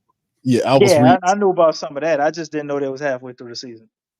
So how you knew about all that, but didn't know? Oh, Okay, there goodness you go. gracious. All right, shout out to the fam, man. Thank y'all for being in the stream as usual. Much love to y'all. Y'all please feel free to smash on the like button. Hit the if you're on Twitter or X, whatever you call it, please retweet us. PPR in here representing the flocking nation. Pale stand up, man. We got us a floor general. We need to get a big. We need to get the big to complete the deal, and plus probably another players. We'll see what the trade looks like. I think the trade is going to net us several players, some picks that might look really interesting. We'll see how it all goes and shake. We'll be here to cover it. Pelicans doing their due diligence, man. Let's get this right, man. We got the season here, push it forward. Let's make it happen. All right, so shout out to you guys, man. We're going to holler at you on the next one, man. Y'all hit the notification bells for future shows, man, and we're going to be back up in this thing. Much love to y'all. DC, get you some sleep. Lexxah, shout out.